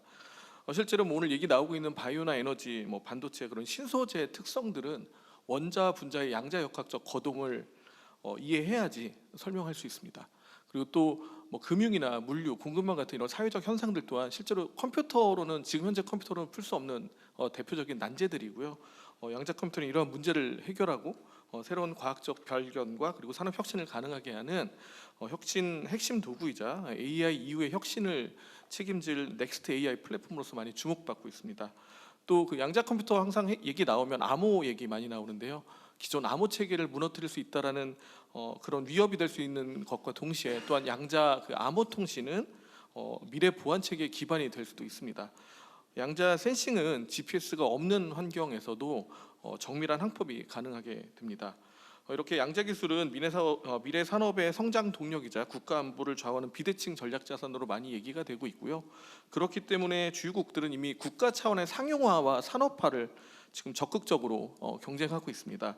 재밌는 점은 이런 상용화와 산업화를 할 때 오늘 계속 나왔던 얘기인데요. 한국을 항상 파트너로 먼저 고려하고 있습니다. 이유는 오늘 계속 나왔던 한국이 그 세계 최고 수준의 산업과 제조 역량을 보유하고 있기 때문입니다. 대한민국은 양자 기술을 실제 산업 현장에 적용할 수 있는 굉장히 매력적인 수요처이고요. 그리고 또한 이 양자 기술을 상용하고 사업할 수 있는 핵심 공급망을 갖춘 국가이기도 합니다. 전 세계 거의 유일한 국가이지 않을까 생각하고 있습니다. 이런 연구 개발부터 산업화까지 압축 성장이라는 단어를 종종 쓰는데요. R&D에서 아까 대통령께서 말씀하신 것처럼 굉장히 빠른 속도로 혁신하고 있는 대표적인 기술이 양자 기술이고, 이런 압축 성장에서 글로벌 양자 기술의 산업화 허브가 될 잠재력을 충분히 가지고 있다고 생각합니다. 양자 기술은 미래 기술이 아니고 저는 미래를 여는 기술이라고 생각합니다. 오늘 참석자 명단을 봤는데 저 양자 분야에서 4명 왔습니다. 김가연 학생이라고 대학생, 한국 대학생 양자학회에서 왔고요. 그리고 또 오늘 그 이민규 박사하고 홍창기 박사라고 그 두 분 실제로 연구하는 연구자분들이 왔습니다. 참가자분 중에서 가장 그룹에서 나이가 어린 그룹인 것 같습니다. 지금 다른 분들은 기관장님들이나 이렇게 오는데 실제로 연구하는 연구자들 내지는 학교에서 공부하는 학생들이 지금 참석을 했습니다. 이렇게 한국은 이 대학생들과 그리고 저희 한국 양자산업협회 113개 회원사들 포함해서 굉장히 도전할 준비가 되어 있는 인재들이 많이 있다고 생각합니다. 대한민국이 양자 기술을 따라가는 나라가 아니고 글로벌 양자 기술의 산업화 허브로서 글로벌 양자 생태계를 선도하는 국가로 도약할 수 있도록 국가 차원의 강력한 양자 생태계를 구축을 부탁드리고요. 그리고 또한 과감한 투자, 지속적인 지원을 부탁드리고자 제언하겠습니다. 이상입니다. 양자 기술 개발의 가장 핵심적 요소는 어떤 거예요? 예를 들면 사람이다. 사람의 뛰어난 인재, 아니면 재정적 지원, 아니면 설비, 아니면 기타 어떤 거예요? 말씀하신 게 사실 모두 필요합니다. 필요한데요. 사실 모든 분야에서 다 같은 지금 말씀을 드리고 있는 것 같은데요. 양자 분야는 더더욱이 양자 컴퓨터 내지는 양자 기술을 얘기할 때 제가 보통 이런 얘기를 많이 합니다. 양자 컴퓨터를 만약에 어느 국가나 어느 기업이 만들었다면 그게 공개될까라는 얘기를 합니다. 암호도 다 풀 수 있고 새로운 물질도 먼저 선점할 수 있는, 그렇기 때문에 굉장히 그 대표적인 비대칭 전략 자산이라고 표현을 하는 거고요. 지금 현재 굉장히 빠른 혁신 속도에서 아까도 말씀드렸던 대로 주요 국가나 주요 기업들은 빠르게 실증에 돌입하면서 그것들을 국가 주도로 생태계를 구축하고 있습니다. 다시 말씀드리면 이게 사실 어느 정도의 규모로 투자가 되고 어느 인재들이 투입돼야지 이게 성공할 수 있다는 명확한 정량적인 잣대는 없는 것 같고요. 다만 현재 있는 양자 기술로 과연 어디까지 할 수 있으며, 그리고 많이 얘기하는 암호 체계를 뭐 블록 그 비트코인 같은 것들 이제 무용지물이 될 수 있다라고 얘기를 하는데 과연 그렇게 하기 위한 양자 컴퓨터는 양자 기술은 어디까지 개발해야 되는지를 가늠하는 그 중간 단계들이 굉장히 중요해서요. 그런 관점에서 이제 말씀드렸던 대로 생태계가 굉장히 중요할 것 같습니다. 어쨌든 인공지능 기술이라는 것도 이게 지금 어디까지 개발돼서 어떤 역량을 발휘할지를 아무도 모른다는 거잖아요. 네, 맞습니다. 지금 초입이라서. 네. 양자도 비슷할 거다 그런 얘기인가요? 보통 양자 기술은 이제 인공지능 기술에 지금 현재 그 컴플리멘터리로 그러니까 보완제로서 지금 현재 많이들 개발이 되고 있습니다. 예전에는 경쟁을 많이 했었는데요. 지금은 보완제로 하이브리드 AI라고 이제 많이 표현을 하면서 넥스트 AI로 말을 하고 있고요. 단순하게 표현했을 때 데이터가 많은 영역은 AI로 하면 되고요. 데이터가 없는 영역은 양자가 잘할 수 있을 것이다라고 지금 같이 개발을 하고 있습니다. 잘할 수 있을 것이다는 기대와 추측이겠죠. 네, 말씀드렸던 자연의 근본적인 원리에 기반하고 있기 때문에 뭐 분자나 생물, 바이오 이런 것들은 양자 역학 네. 쪽으로 접근을 하고 있습니다. 이 양자 분야도 양자 컴퓨터 이것도 민간에서 예를 들면 상업화를 목적으로 개발들을 우리나라에서 많이 하나요? 좀 현실을 좀 말씀드리면 좀 대기업에서 좀 적극적으로 나서는 편은 아닙니다. 양자 관련된 양자 센싱, 양자 암호화 관련되는 건 많이 연구가 되고 있는데 양자 컴퓨터 관련해서는 조금 좀 투자가 좀 미비한 상황이고요. 이런 부분들을 좀 같이 좀 정부와 같이 투자하자고 좀 설득을 좀 하고 있는 단계고. 그러니까 이게 상용화될 경우에는 엄청난 잠재력이 있지만 성공을 기대하고 돈을 투자하기에는 아직은 미성숙 단계다 그런 거겠죠. 기술에 대한 부분은 그렇게 생각을 했었습니다. 요즘 사실 근데 인식은 좀 바뀌어서 양자가 이제 곧 상용화 될 수 있겠다라는 생각을 합니다. 다만 이제 좀 고민되는 포인트가 좀 있습니다. 지금 대한민국이 이제 3대 메가 프로젝트 중심으로 AI 인프라, GPU에 투자도 많이 하고 있고 AI 데이터 센터를 이제 많이 건설하고 있습니다.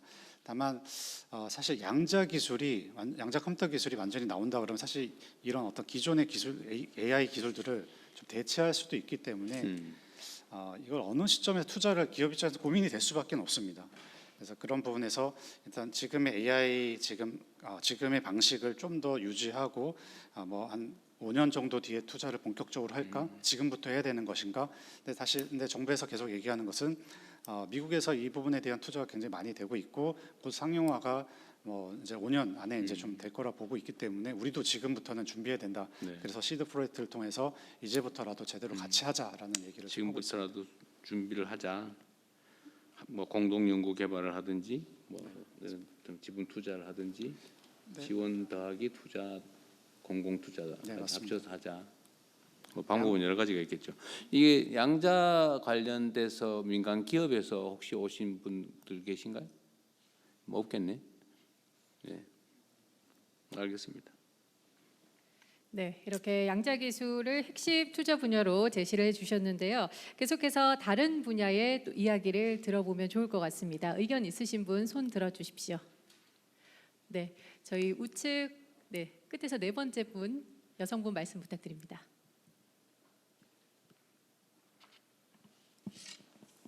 안녕하십니까. 저 한국항공우주연구원의 선임연구원 배정주라고 합니다.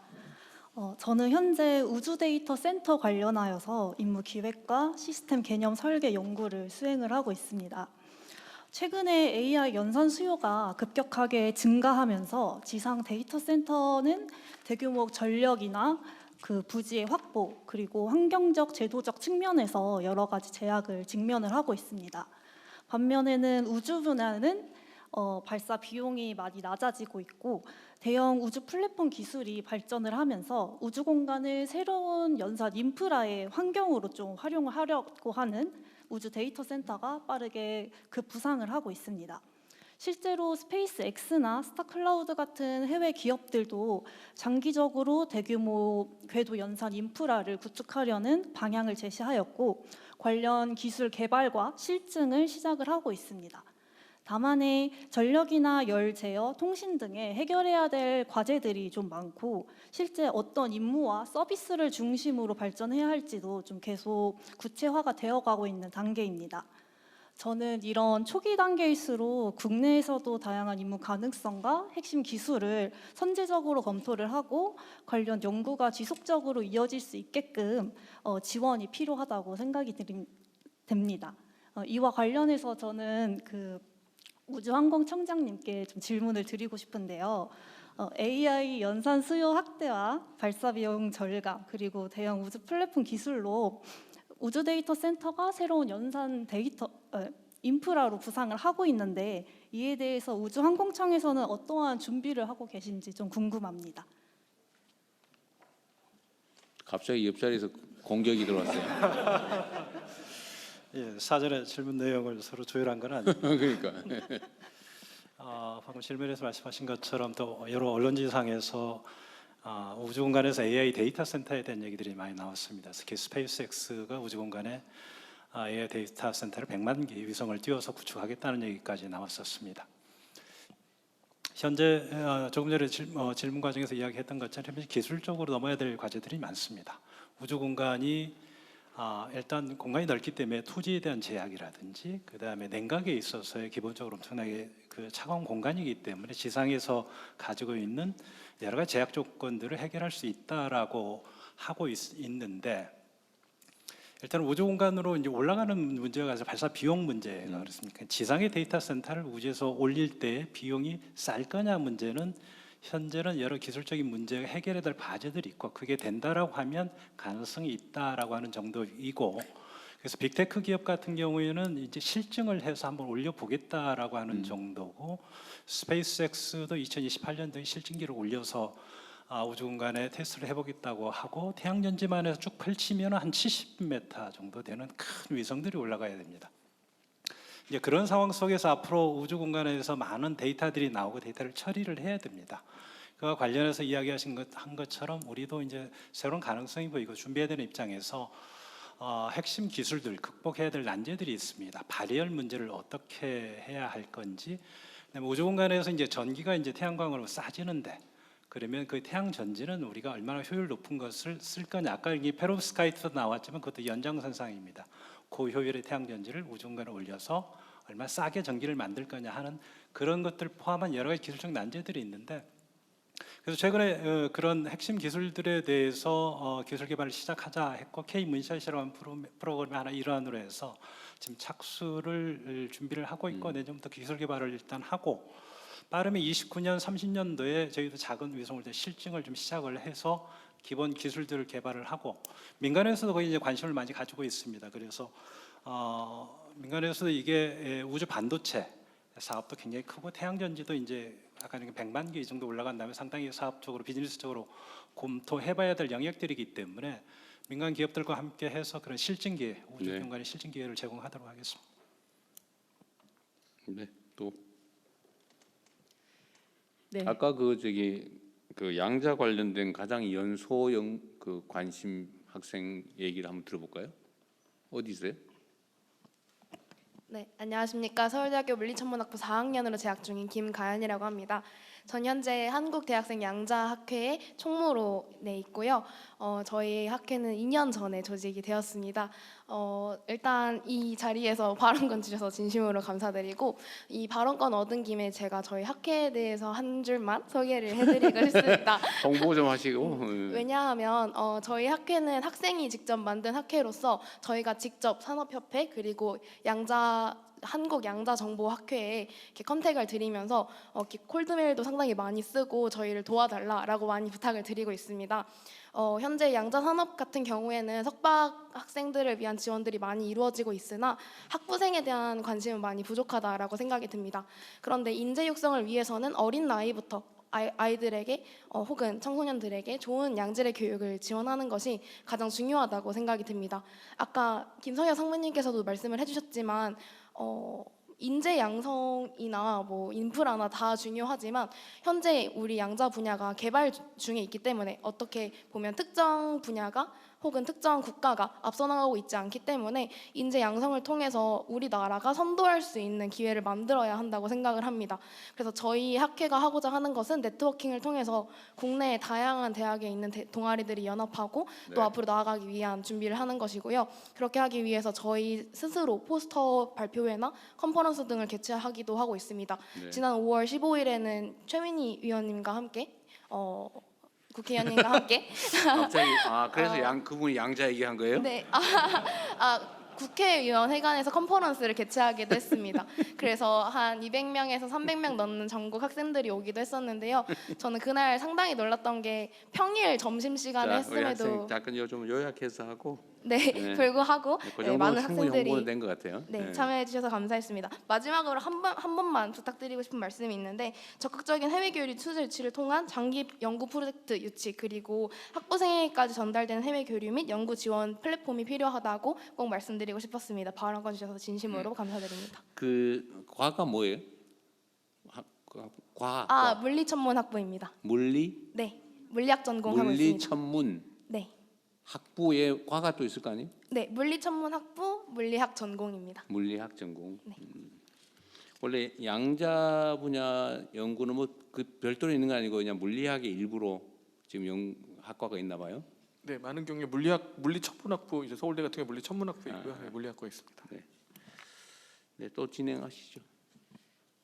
네, 앞쪽 질문 받겠습니다. 좌측 앞쪽에서 질문 주십니다. 네, 안녕하십니까. 저는 와이브레인 대표 이기원이라고 합니다. 첨단 바이오 분야 BCI 분야를 대표해서 말씀드리겠습니다. 그리고 사회자 제안인데 자꾸 질문하라고 하지 마세요. 의견 낼 수도 있고 뭐 하소연할 수도 있고 하는데 맞습니다. 자꾸 질문하라고 하니까 뭐 청문회 같아요. 그렇게 안 제안 하게. 듣도록 자유롭게 하겠습니다. 말씀하십시오. 질문 아니더라도. 그 뇌컴퓨터 인터페이스는 아까 배경훈 부총님께서 말씀하셨지만 훈이의 어떤 로봇과 연결하는 인터페이스로도 쓰일 수 있지만 현재는 어떤 장애인들의 장애 극복을 위한 의료기기로서 개발되고 있는 경계에 있는 제품입니다. 이 제품은 사실 의료기기이면서 정밀 뇌 데이터를 이용해서 AI와 연결을 하거나 아니면 이런 디지털 기기와 연결할 수 있는 새로운 인터페이스로서 각광을 받고 있습니다. 그래서 기존의 의료기기 제품이 아니라 신개념 의료 제품으로 좀 다뤄질 필요가 있고요. 미국과 중국을 중심으로 해서 이미 상용화에 진입하고 있는 단계이기 때문에 저희가 패스트 팔로워 관점에서는 현재 규제 내에서 새로운 품목군을 신설하고 그리고 빠르게 소규모 임상 시험을 진행할 수 있는 이런 방안 마련이 좀 필요한 것 같습니다. 그래서 첫 번째로는 이런 이제 패스트 팔로워로서 의료기 관점에서의 좀 의견을 부탁드리고요. 두 번째 관점은 사실은 이 BCI 기기가 정밀 뇌 데이터를 이용하고 디지털 기기 AI와 연결될 수도 있는 인터페이스로 사용이 되고 있고 실제로 마비 환자에 심어져서 게임을 하거나 휴대폰을 연결해서 조작하는 용도로 쓰이고 있습니다. 이런 기술이 사실은 6월 말에 발표된 중국 가이드라인에서는 이런 기기, BCI 기기뿐만 아니라 기존 비침습인 치료기기조차도 현지 파트너를 반드시 선정을 하고 의료기기 이제 허가를 5년 동안 한시적으로 부여하는 정도로 이제 국가 전략 기술, 규제 기술로서 관리를 하고 있습니다. 그래서 이런 기술들이 이제 AI와 연결될 수 있는 새로운 기술로서 좀 국가 전략 기술, 규제 기술로서 다뤄질 필요가 있을 것 같은데요. 이 부분에 있어서도 좀 의견을 구하고 싶습니다. 일종의 임상 시험의 규제를만 좀 완화할 필요가 있다. 뭐 그런 얘기인가요? 네, 완화 방식이 기존 규제 내에서 최대한 완화된 방식을 도출해내는 것이 좀 단기적인 급선무인 것 같습니다. 이거는 혹시 우리 부처 중에 어디 소관인가요? 이게 뭐 다 연결됐을 텐데 지금 식약처하고 복지부하고 식약처복지부 같이 좀 얘기를 하고 네. 있어요. 이건 안 그래도 전에 우리 몇 차례 다른 영역에 간담회 할 때 나왔던 얘기인데 그죠? 임상 시험 얘기는 혹시 동물 시험 이런 것도 많이 할 것 같긴 해요, 그죠? 그런 거는 진척이 좀 있습니까? 사람한테 하기 전에 먼저 동물 시험이나 이런 걸 해봐야 되는 거잖아요.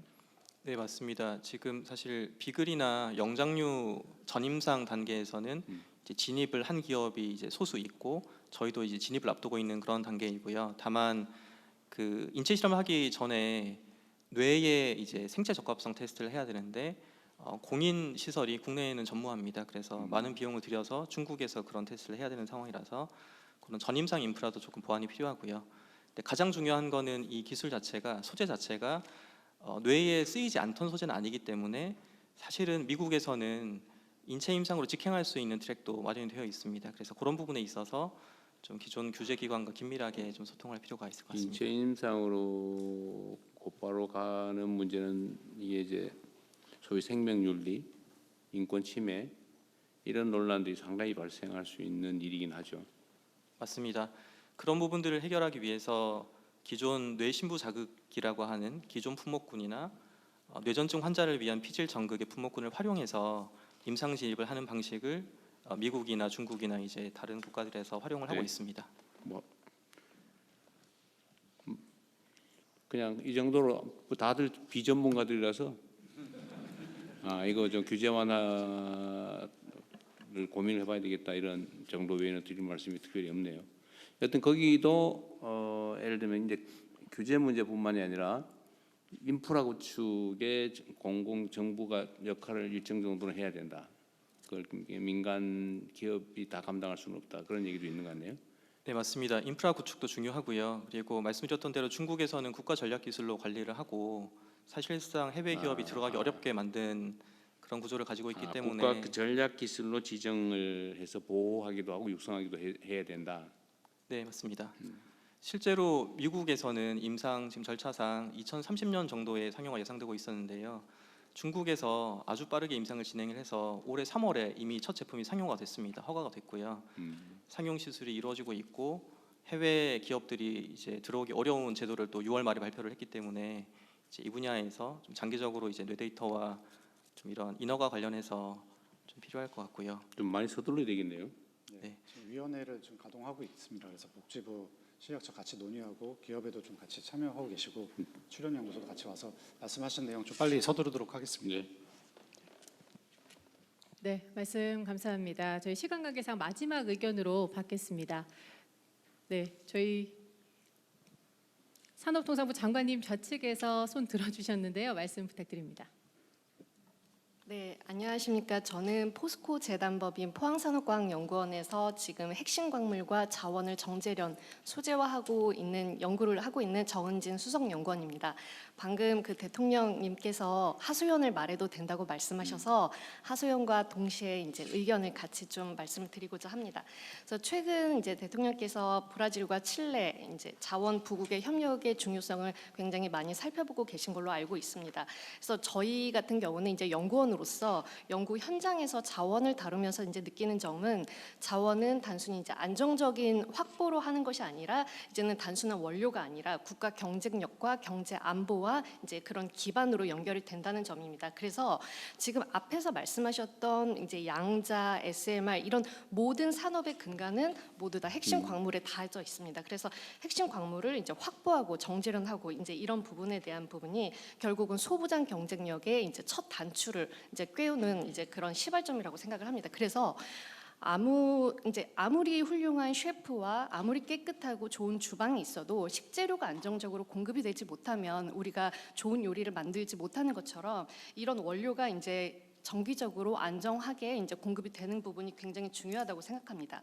그래서 저 역시 이제 핵심 광물과 어떤 자원을 정제련하는 과정에 이제 닿았던 어려운 부분은 이제 기술적으로는 우리가 이제 기술을 구축을 할 수 있어도 기술이 구축되는데 원료에 대한 가격과 공급처가 바뀌고 또 국제 정세가 달라지면서 결국은 실증과 사업화로 연결되는 부분에 대한 한계를 느낀 점이 있습니다. 그래서 선진국과 같은 이제 동일한 기술 수준을 우리가 만족했다 하더라도 전력비나 인건비 또는 뭐 환경 비용 이런 이제 불확실성을 이제 저희가 고려하면 경제성의 벽을 넘기 어려운 경우도 있는 것 같습니다. 그래서 저는 이제 정부께 부탁드리고 싶은 부분이 크게 이제 두 가지가 있습니다. 첫 번째는 핵심 광물에 대한 정책을 자원의 확보에서만 끝나는 게 아니라 우리 산업에 사용할 수 있는 소재와 부품까지 연결하는 것을 이제 좀 살펴봐 주셨으면 좋겠습니다. 그래서 첫 번째는 해외 광산과 기업군과의 어떤 장기 계약 그리고 전략적인 광물에 대한 비축을 일단 1차적으로 자원을 확보하고 2차 자원인 폐자원과 이제 도시광산과 같은 부분을 이제 같이 살펴서 우리가 공급망 체계가 국내에 잘 내수화될 수 있는 부분을 봐주셨으면 좋겠습니다. 그래서 특히 우리가 기술은 구축을 했어도 이게 경제성은 다소 부족하더라도 국가적으로 반드시 필요한 품목은 정책적인 금융이나 공동 실증, 전략 비축 이런 부분을 같이 정부가 이제 민간이 홀로 감당하기 어려운 부분을 같이 나눠 주셨으면 좋겠습니다. 방금 이제 산업부 장관님께서 그런 부분도 살펴봐 주신다고 하셔서 너무 감사한 말씀을 드립니다. 그리고 두 번째는 지금 여기 이공계 인재분들도 와 계시지만 사실 이공계 인재분들이 공부를 열심히 해서 실험복을 입고 클린룸에서 일을 하고 싶지 화이바를 쓰고 광산을 캐면서 분진을 얻어 이제 씌우고 싶은 생각은 없을 겁니다. 그래서 이런 환경이 굉장히 열악하고 이런 환경에 이제 인재 양성이 많이 조금 어려운 상황입니다. 그래서 이런 인재 양성에도 좀 많이 돌봐주시고 이제 그런 이제 쾌적한 환경에서 저희가 일할 수 있는 그런 부분을 많이 살펴봐 주셔서 긴 호흡으로 우리 공급망에 대한 안정화를 좀 이제 들여다봐 주셨으면 감사하겠습니다. 네, 좋은 제안 감사드리고 시간 조금 더 연장해서 혹시 지금까지 얘기 안 한 것 중에 얘기할 게 있으시면 몇 분 얘기 더 들어볼까요? 네, 저희 좌측 가장 끝쪽에 2열의 말씀 부탁드립니다. 예, 감사합니다. 저는 AI 바이오 분야로서 왔는데요. 이쪽에 있습니다. 네, AI 바이오가 좀 어떻게 보면 태권 부위하고는 가장 거리가 먼 부분이라고 할 수 있는데 우리 국민들의 삶에는 굉장히 밀접하게 연관이 되어 있고 실제로 AI 많이들 사용하시는 챗GPT, 오픈 AI나 클로드나 딥마인드, 구글 딥마인드 같은 경우도 모델 만든 이후에 적용하려고 하는 첫 번째 사례가 바이오 분야에 적용을 하려고 하고 실제로 알파폴드도 단백질 구조 예측, 알파 지놈이라고 유전체의 정보 분석 이런 등으로 활용되고 있습니다. 그래서 결국 이제 다들 아시다시피 AI 바이오를 하는 데 있어서 중요한 것은 데이터와 그다음에 이제 AI 알고리즘일 텐데 데이터의 측면에서는 지난번에 업무 보고 하시는 데에서도 이제 그 바이오 데이터와 바이오 데이터의 확보와 개인정보 보호 이런 이제 균형점을 찾는 거에 있어서 이제 여러 가지 어려움들이 있는데 제가 오늘 말씀드리고 싶어하는 거는 뭐냐면 데이터의 확보에 있어서 사실 우리나라에 존재하는 바이오 데이터의 양이 저는 적지 않다고 생각하고 있습니다. 실제로 저희 국가 과제를 통해서 생성되는 모든 바이오 데이터는 한 곳에 지금 저장되게 필수적으로 의무적으로 기탁하게 되어 있습니다. 그래서 현장의 이야기를 들어보면 현재 그동안에 모아진 바이오 데이터의 양이 너무나도 방대해서 이제는 그걸 보관하는 게 부담이 될 정도로 많은 상태입니다.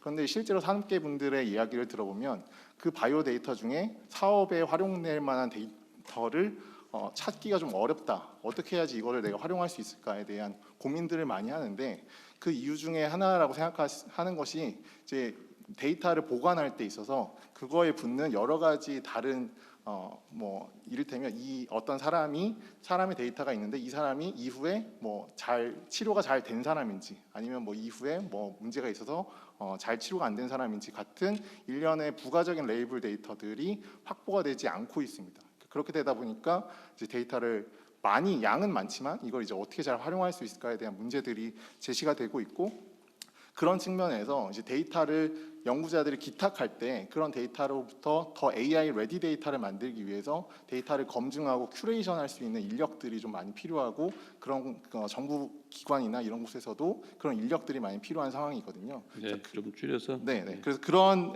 이제 인력 양성 이런 것들을 좀 챙겨주셨으면 하는. 그러니까 네. 저희 AI 여러 가지 대학원 사업들도 있지만 AI 바이오의 전문가 이런 것들을 키우는 방법도 고려해 주셨으면 좋겠고 그리고 할 수 있다와 하고 싶다는 좀 다른데 지금 현재 그동안에 많은 기관들을 거쳐오면서 병원 내에 있는 데이터를 가명화나 익명화를 통해서 산업적으로 쓸 수 있다라는 규제 이제 해소는 많이들 이루어져 왔는데 실제로 병원 내에 근무하시는 분들이 많은 리스크를 지어가면서 내가 굳이 그것을 왜 해야 하는가 이런 것들에 대해서 이제 많은 부담을 느끼는 것도 사실입니다. 그래서 그런 것들에 대해서 더 촉진할 수 있는 할 수 있다가 아니라 하면 많이 좋다라고 촉진할 수 있는 방안들 같은 것들도 많이 고려해 주셨으면 좋겠습니다.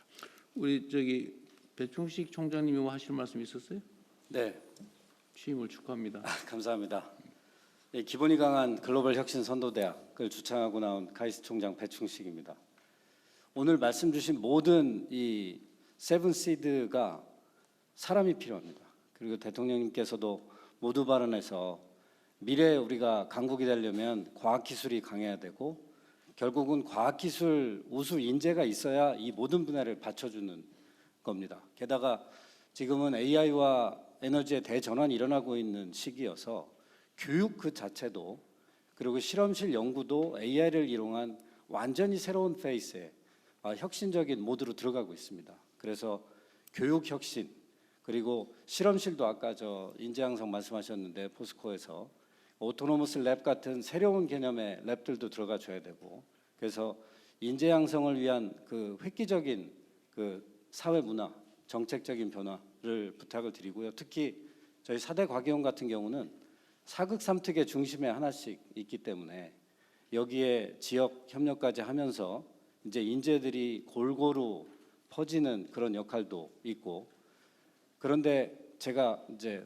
부탁드리고 싶은 거는요. 저희가 미래 기술을 하려다 보면 이게 추격형이 아닌 선도형을 하려다 보면 굉장히 다양한 종류의 새로운 것들이 생기는데 학교에 마저도 규제가 사실은 상당히 많습니다. AI 일을 하려다 보면 데이터 트랜스퍼를 하는 것부터 시작해서 저희 학교 드론도 못 띄우거든요.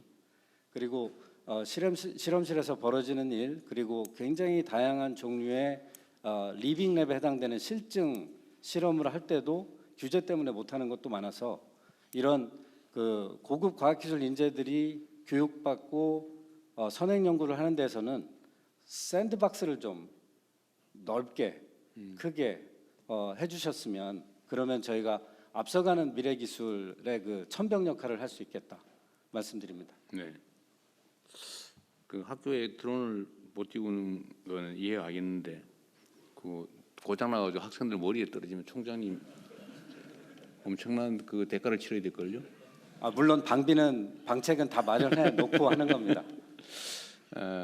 뭐 학교 면적이 넓고 공간이 있으면 특정 구역을 제한해서 거기 있는 사람들 출입 못하게 하고 아니면 안전장치를 하고 하는 방법도 있긴 하겠죠. 하여튼 하나의 예인데 너무 일률적 규제 때문에 연구 활동에 제약을 받고 있다. 네, 그 규제 개혁 쪽에다가 한번 필요한 규제 완화 또는 해제 내역을 정리를 해가지고 한번 상의를 해보십시오. 네, 그렇게 하겠습니다. 그럼 뭐 어디든 마찬가지고. 네, 또 대통령님 수학 올림피아드에서 금메달 딴 고등학생이 있습니다. 그래요? 나 최연소 이긴 줄 알았더니 아니었던 모양이네. 안녕하세요. 서울과학고등학교 3학년 이현주입니다. 올해 수학 국제 수학 올림피아드에서 출전해서 만점으로 세계 1위를 한 금메달 딴 박수 한번 축하합니다. 네, 먼저 이 자리 불러주셔서 너무 감사드리고 그리고 제가 말씀드리고 싶은 것은 저는 미래기술 발전을 위해서는 뛰어난 인재들이 더 많이 이공계에 진출해서 연구자의 길을 걸어야 한다고 생각합니다. 그래서 저를 포함하여 제 주변에는 수학과 과학을 정말 좋아하고 이를 진로로 이어나가고 싶어하는 학생들이 많습니다. 그러나 실제로 진로를 고민할 때에는 연구자로서 만족스러운 삶을 살 수 있을지 그리고 오랫동안 몰입하여 연구할 수 있는 환경이 마련되어 있을지와 같은 현실적인 고민을 하게 됩니다. 그래서 앞으로는 이러한 학생들이 현실적인 걱정보다는 학문에 대한 호기심과 열정에 더 집중할 수 있도록 해주셨으면 좋겠습니다.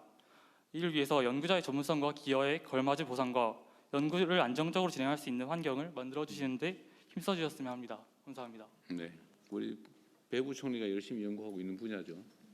제가 열심히 지원할 건데 대통령께서 그래도 격려 말씀 주시면 더 좋을 것 같습니다. 지금은 이제 뭐더라 평생 연구 보장 제도 그런 걸 한번 해보기로 했었죠 그때.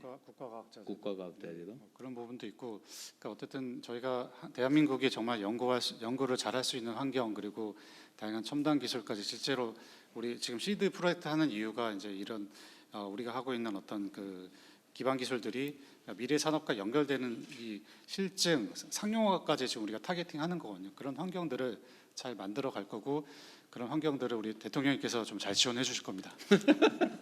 나한테 슬쩍 뛰는기는데. 알겠습니다. 좋은 제안이고요. 이게 그래서 그 소위 과학 분야, 과학기술 분야에 역량 소질이 있는 인재들이 다 먹고 사는 문제 걱정 때문에 다 특정 과로 다 몰린다고 하는 건 매우 슬픈 일이죠. 그렇게 되지 않도록 시스템을 좀 정비하는 필요가 있겠는데, 저 카이스트에서 나중에 특별 채용은 아니고, 그래서 이 카이스트로 가시면 거기서 학부 대학원 하다가 교수로 네, 가는 길이 있을 것 같은데. 지금처럼 이렇게 수학 잘하는 학생들, 저희 기초과학도 워낙 중요하기 때문에 장기적인 기초과학은 오랫동안 연구할 수 있게 별도로 뭐 빨리 가는 이런 미래기술들하고는 별도로 중요한 역량으로 관리를 하고요. 최근에는 우리 정부에서 많이 신경 써주셔서 이노코아 같은 뭐 포스닥 프로그램이라든가, 그 다음에 저희가 지금 선진국 대비 없는 그 스텝 사이언티스트 같은 그런 새로운 직군을 가지고 학교를 조금 더 고도화하는 작업을 하면서 이렇게 특히 기초과학하는 사람들이 중간에 그 일자리 그리고 고도화되는 고급 전문가로 성장하는 그 징검다리도 만들고 그러고 있어서 지금 과학기술정보통신부의 그 노력이 서서히 이제 실체로 나타나면서 아마 고도화될 거라고 믿고요. 네. 저기 박홍근 장관님께서 많이 밀어주시면 그게 좀 규모가 있게 더 잘 될 것 같습니다. 저번에 우리 이현준 학생 같은 사람들이 장래에 대한 걱정을 안 하고 기초과학 분야의 연구를 원하는 만큼 평생 하든지 뭐 일정 기간 하든지 할 수 있는 시스템은 저희가 잘 만들어 보겠습니다. 네, 또 누구? 네, 한 분 딱 들은 두 분. 네, 두 분 얘기. 들어주셨는데요. 저기도 계시네. 네, 저희 우측 세 분 얘기를 짧게 한 번씩 다 듣고 네. 끝 마치도록 하겠습니다. 네, 좋습니다. 저희 우측 2열에 계신 분부터 먼저 말씀 부탁드립니다. 예, 그 관련 얘기가 나와서 저도 연세대학교 물리학과에서 학생들 가르치고 있는 김근수 교수입니다. 저도 이제 관련된 얘기가 나와서 기초 연구에 대해서 다시 한번 강조해 말씀드리고자 합니다.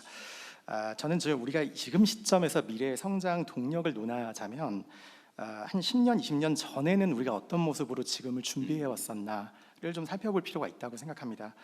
지금 이제 AI 양자 같은 분야가 첨단 기술로 각광받지만 한 10년, 20년 전만 하더라도 사실 이 분야가 이토록 떠오를지는 좀 예측하기 쉽지 않았다고 생각하고요. 특히 제가 좀 더 익숙한 양자 분야로 말씀을 드리면 제가 학생이던 시절에 아주 평범한 기초 물리학 분야였던 것으로 기억합니다. 사실 이게 과학기술 발전이 가속되고 있음을 감안하면 아마도 오늘로부터 10년, 20년 뒤에는 AI 양자가 아닌 뭔가 새로운 분야가 부상할 가능성이 높을 텐데 그 분야는 제 생각에는 아마 지금 우리 눈에 평범해 보이는 기초과학 분야일 가능성이 높다고 생각을 합니다. 물론 이제 어떤 분야가 떠오를지 모르기 때문에 이렇게 정책을 펴시는 입장들에서 보면 이제 기초 연구에 꾸준히 투자한다는 게 뭔가 조금 비효율적으로 느껴질 수도 있다고 생각하는데요. 그렇지만 기초 연구가 강하면 미래에 어떤 분야가 떠오르더라도 그것과 관계없이 그 변화에 재빨리 발맞춰 선도적 입지를 차지해 나갈 수 있는 유연성이 생길 수 있고요. 그래서 우리가 늘 새로운 분야가 떠오를 때마다 그것을 이제 선도하는 입장이 아니라 뭔가 빨리 추적해야만 하는 입장에서 출발하게 되는 이유가 제가 생각하기에는 결국 미래 성장 동력의 근본적 씨앗이라고 할 수 있는 기초 연구가 조금 부족하기 때문이 아니었나 이렇게 생각합니다. 그래서 이제 과학기술 선진국에서는 제가 지금 말씀드린 이런 부분을 잘 간파하고 있기 때문에 이제 현재 각광받고 있는 전략 분야에 투자하는 것과 동시에 뭔가 이제 연구자 주도형 기초 연구에도 이제 상당히 투자를 아끼지 않고 있는 것이 아닌가 이런 생각이 들고요. 그래서 이제 분야와 관계없이 이렇게 대체 불가한 우리가 뭐 엔진 같은 거 생각한다면 오히려 강한 기초 연구라는 말씀 드리고 싶었고, 관련해서 이제 연구자 주도의 이제 연구비 포션이라든지 아니면 이제 대학의 이제 필요한 블락 펀딩이라든지 이런 부분들에 좀 더 신경을 많이 써주셨으면 하는 당부입니다. 네. 기초과학, 기초인문학 이런 데가 매우 취약해지고 있는 건 사실이죠. 알겠습니다. 또 아까 손 들으셨던 분 세 네, 분의 저희 한정해서 우측의 2열의 뒤쪽 말씀 듣겠습니다. 네, 안녕하세요. 저는 블루포인트 대표를 맡고 있는 이용환입니다. 저희 회사는 기술 스타트업에 초기에 투자를 하고 지원을 해주는 투자 기관입니다. 최근에 굉장히 그 산업의 상황이나 사회 상황이 가장 큰 특징이 너무 변화가 빠르고 그것도 불확실성이 커졌다는 점인데요. 이걸 대응하기 위해서는 제가 생각하기에는 속도, 유연성 그리고 대담성이라고 생각합니다. 근데 이런 것들을 이제 하기 위해서 여러 주체가 있는데 저는 좀 다른 관점에서 투자 기관이기 때문에 모험 자본의 역할에 대해서 조금만 설명을 드려보겠습니다. 실은 모험 자본의 역할이 지금은 이제 투자를 적당한 수준의 어떤 기업들이 오면 그걸 해주는 것이 있는데 아까 말씀드린 속도나 대담성, 그 다음에 유연성을 좀 더 확보를 하려면 훨씬부터 초기에 모험 자본이 개입돼야 된다고 저는 생각을 하고 있습니다.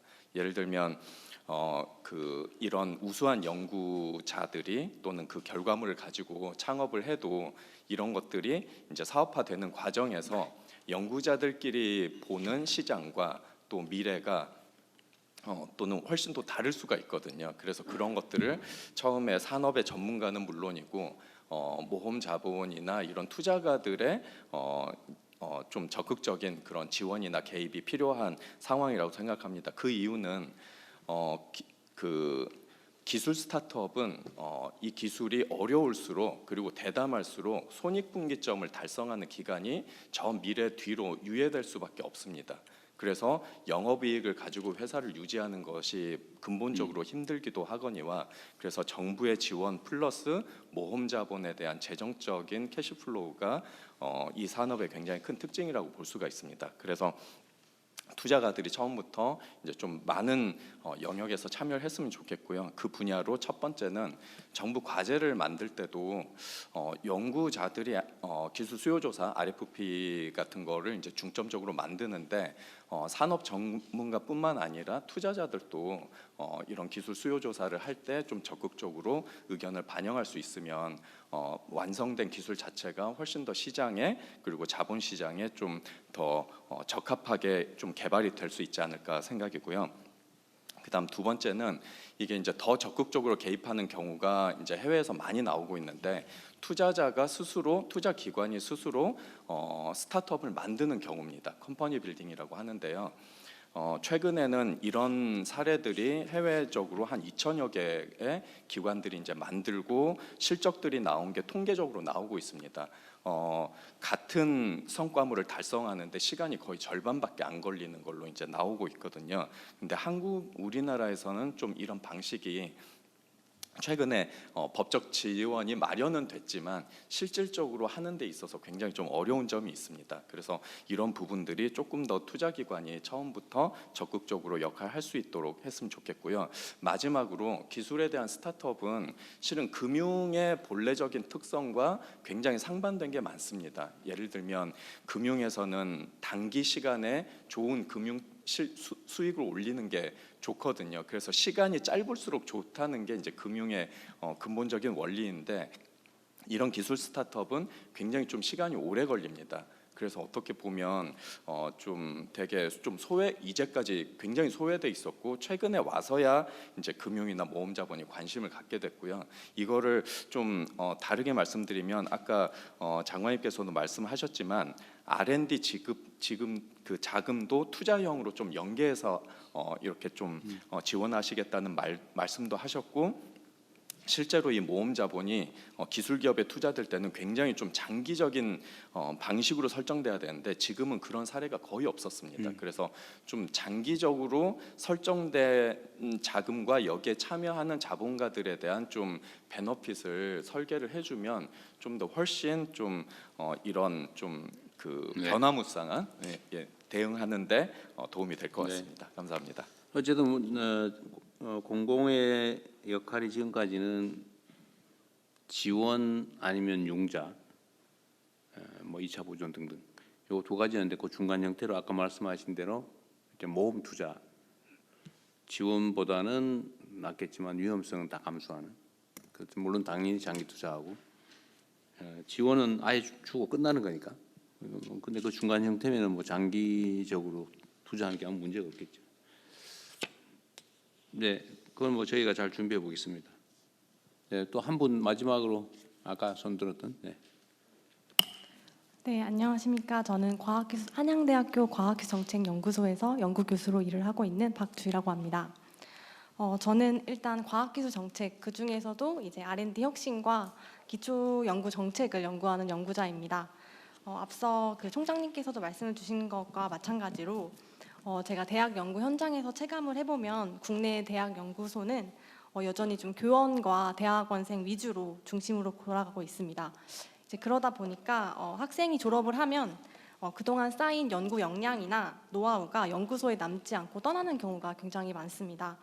선진국의 연구 중심 대학 같은 경우에는 아까 언급 주셨던 것처럼 스텝 사이언티스트나 박사후 연구원, 저 같은 연구 교수들이 이제 연구 인력이 함께 연구를 하고 그 지식이 축적이 되고 다시 그 성과가 교육으로 이루어지는 이런 선순환 구조가 있습니다. 이처럼 우리 대학도 안정적인 연구 조직과 그리고 인력 구조를 갖춘 연구 중심 대학으로 발전할 수 있도록 정부 차원의 이런 기반 구축 마련이 필요하다고 생각합니다. 감사합니다. 네, 제가 그 하나 좀 뭐 물어볼게요. 일단 뭐 아까 주 발표자들이 지방에 있는 에너지 공대 또 아까 포항공대였던가요? 그 지금 예를 들면 지방 대한민국의 제일 심각한 문제이고 과제는 하여튼 수도권 집중. 수도권 집중의 여러 가지 뭐 원인들이 있긴 하지만 서울 근처로 가야 일자리도 생기고 교육받을 기회도 생기고 좀 뭐 사람 사는 것 같은 환경에서 삶을 누릴 수 있다 뭐 그런 거거든요. 근데 그 중에 예를 들면 아까 여기 에너지공대 나주에 있는 거죠. 나주에 이번에 학생들 지원율은 엄청 높았다고 그러대요. 그 지방에서 연구하고 생활할 만합니까? 사실 어려움을 겪는 거는 사실이지만 그래도 입시에서는 꽤 성공적인 결과를 내고 있고요. 그다음에 그러니까 이 지역적인 불리함을 극복하기 위해서 되게 학교 차원에서 노력을 많이 하고 있는데 특히 저희는 일단 교원이나 포스닥의 연봉에 굉장히 신경을 많이 쓰고 있고 그래서 다른 지역보다 훨씬 많이 책정을 해서 그런 거에 불리함을 좀 상쇄시키는 노력을 하고 있고요. 그다음에 나주는 아시다시피 에너지 관련 기업들이 다 모여 있습니다. 그래서 나주에서만 할 수 있는 연구들이 있습니다. 그래요? 나주의 인프라를 써야 되고 나주의 데이터들을 다 융합할 수 있는 지역 특화를 굉장히 좀 전문적으로 육성을 하고 있어서 그런 부분에서 좀 불리함을 많이 극복하고 있다라고 생각을 하고 있습니다. 에너지에 관계된 특히 전기 에너지에 관계된 연구소 아니면 뭐 관련 기업들 스타트업 뭐 이런 것들이 많이 몰리는 편인가요? 네, 일단 한국전력공사 본사가 있고요. 전력계통 운영하는 전력거래소, 한국전력의 그 자회사들, 데이터를 다루는 KDN, 그리고 에너지공대, 그리고 여기에 같이 협업을 하는 어떤 산업단지의 중소기업들 다 몰려 있습니다. 역량 있는 고등교육기관이 어쨌든 지방 도시 활성화에는 꽤 도움이 되는 모양이군요. 만약에 거기 학생이 지금 몇 명이에요? 학년별로? 저희 한 학년에 100명 정도 되고요. 네, 그 인원수를 많이 늘리면 어때요? 그럼 인원수를 늘린 만큼 사실 교원이랑 교직원 수가 같이 늘어나요. 물론이죠. 네. 비용이 많이 들 거다. 네. 수요는 충분히 있을 것 같아요. 수요는 충분히 있다고 생각합니다. 카이스트도 마찬가지죠. 지금 우리가 걱정이 뭐냐면 그 예를 들면 소위 이과의 소질이 있는 또는 역량이 있는 학생들이 다 돈 벌기 좋은 안정적으로 돈 벌기 좋은 데로 다 몰리더라. 네. 라는 게 제일 큰 걱정거리잖아요. 요즘 뭐 최근에 한두 회사에 좀 완화되는 것 같긴 한데. 네. 그 문제를 해결할 길이 뭐 학교에 계시니까 정확하게 잘. 저희는 이제 창업 교육을 매우 혁신적으로 뭐 해왔지만 훨씬 더 할 계획이고요. 지금 학생을 늘리는 건 아마도 한계가 있을 겁니다. 그러니까 인구가 점점 줄고 있는 상황에서 시설 문제도 있을 네, 테고. 학생을 늘리는 것보다는 학생들을 고급화하고 그리고 이 학생들이 가는 앞으로의 그 진로가 다양화되고 특히 창업을 할 수 있는 역량을 가진 사람들의 소질을 개발하고 대학원생들도 그 학교 안에 산업체를 끌어들여서 협력 연구를 하면서 신속하게 이제 현장 연구를 함과 동시에 거기에 창업거리가 있다는 것을 알게 되면 이제 창업하는 사람도 대기업 가는 사람들만큼이나 늘어나게 될 거고 사실은 지금 중국이 그렇거든요. 중국에 비하면 우리가 그게 워낙 떨어지기 때문에 그 창업 교육에 대한 강조를 굉장히 하고 있고 저는 그걸 혁신적으로 바꿀 계획입니다. 네. 그 제일 중요한 게 이제 엄마들을 설득하는 건데 저희가 이제 엄마들 설득하는 교육, 그다음에 초중고등 학생들한테 어려서부터 그 마인드가 생기게 한 아웃리치까지 하는 전주기적인 교육으로 창업 교육도 좀 혁신적으로 바꿔나갈 계획입니다. 네. 카이스트가 소위 과학기술 관련 대학 중에서 창업이 제일 많다고 네. 하긴 하더군요. 예, 상대적으로 가장 많고 잘하고 있습니다. 그래도 중국보다는 10분의 1이라서 훨씬 더 많이 해야 10분의 된다고 1밖에 생각하고 안 된다고요? 있습니다. 인구 대비로 보면 대략 그 정도 됩니다. 학생 대비로 보면. 학생들 대비로 하면. 그러니까 단위 학생 수로 봤을 때 중국이 10배라는 뜻입니다. 그러니까 100명의 학생 중에 중국이 10명이 창업하면 우리나라는 1명이 한다고 보시면 됩니다. 그렇다고요? 비율이 그렇다. 네. 알겠습니다. 뭐 좀 들어보고 싶은 얘기는 많은데 너무 시간이 많이 지연돼서 여기서 마쳐야 될 것 같네요. 네, 열띤 토론 감사합니다. 이제 아쉽지만 행사 마무리하겠습니다. 대통령님의 마무리 말씀 듣겠습니다. 네, 저는 뭐 정리해서 드릴 말씀은 이미 다 드렸기 때문에 추가적으로 하는 건 생략하고 하여튼 현장에서 연구하고 개발하고 또 생산하고 수출하고 하는 이 과정에서 많은 어려움들이 있을 텐데 정부의 방침은 지금 아까 발표한 것처럼 명확합니다. 전통 제조도 중요한데 그 기반 위에서 미래 첨단 산업에서 우리가 다른 나라들보다 앞서가야 한다. 추격하는 게 아니라 이제 선도자가 되어야 되고 선도자가 되기 위해서는 교육, 연구, 개발에 국가의 역량이 훨씬 이전보다는 많이 투입돼야 되겠죠. 그런 마음의 준비도 돼 있고 실제로 이제 그런 역량도 어느 정도는 됩니다. 현장에 계신 여러분들께서 그 길을 제시하면 정부에서 적극적으로 지원하고 함께하겠다는 말씀을 드립니다. 고맙습니다. 네, 감사합니다. 정부는 오늘 주신 의견을 토대로 내실 있는 정책을 만들어 그 결과를 성실히 공유하도록 하겠습니다. 이상으로 오늘 행사 마치겠습니다.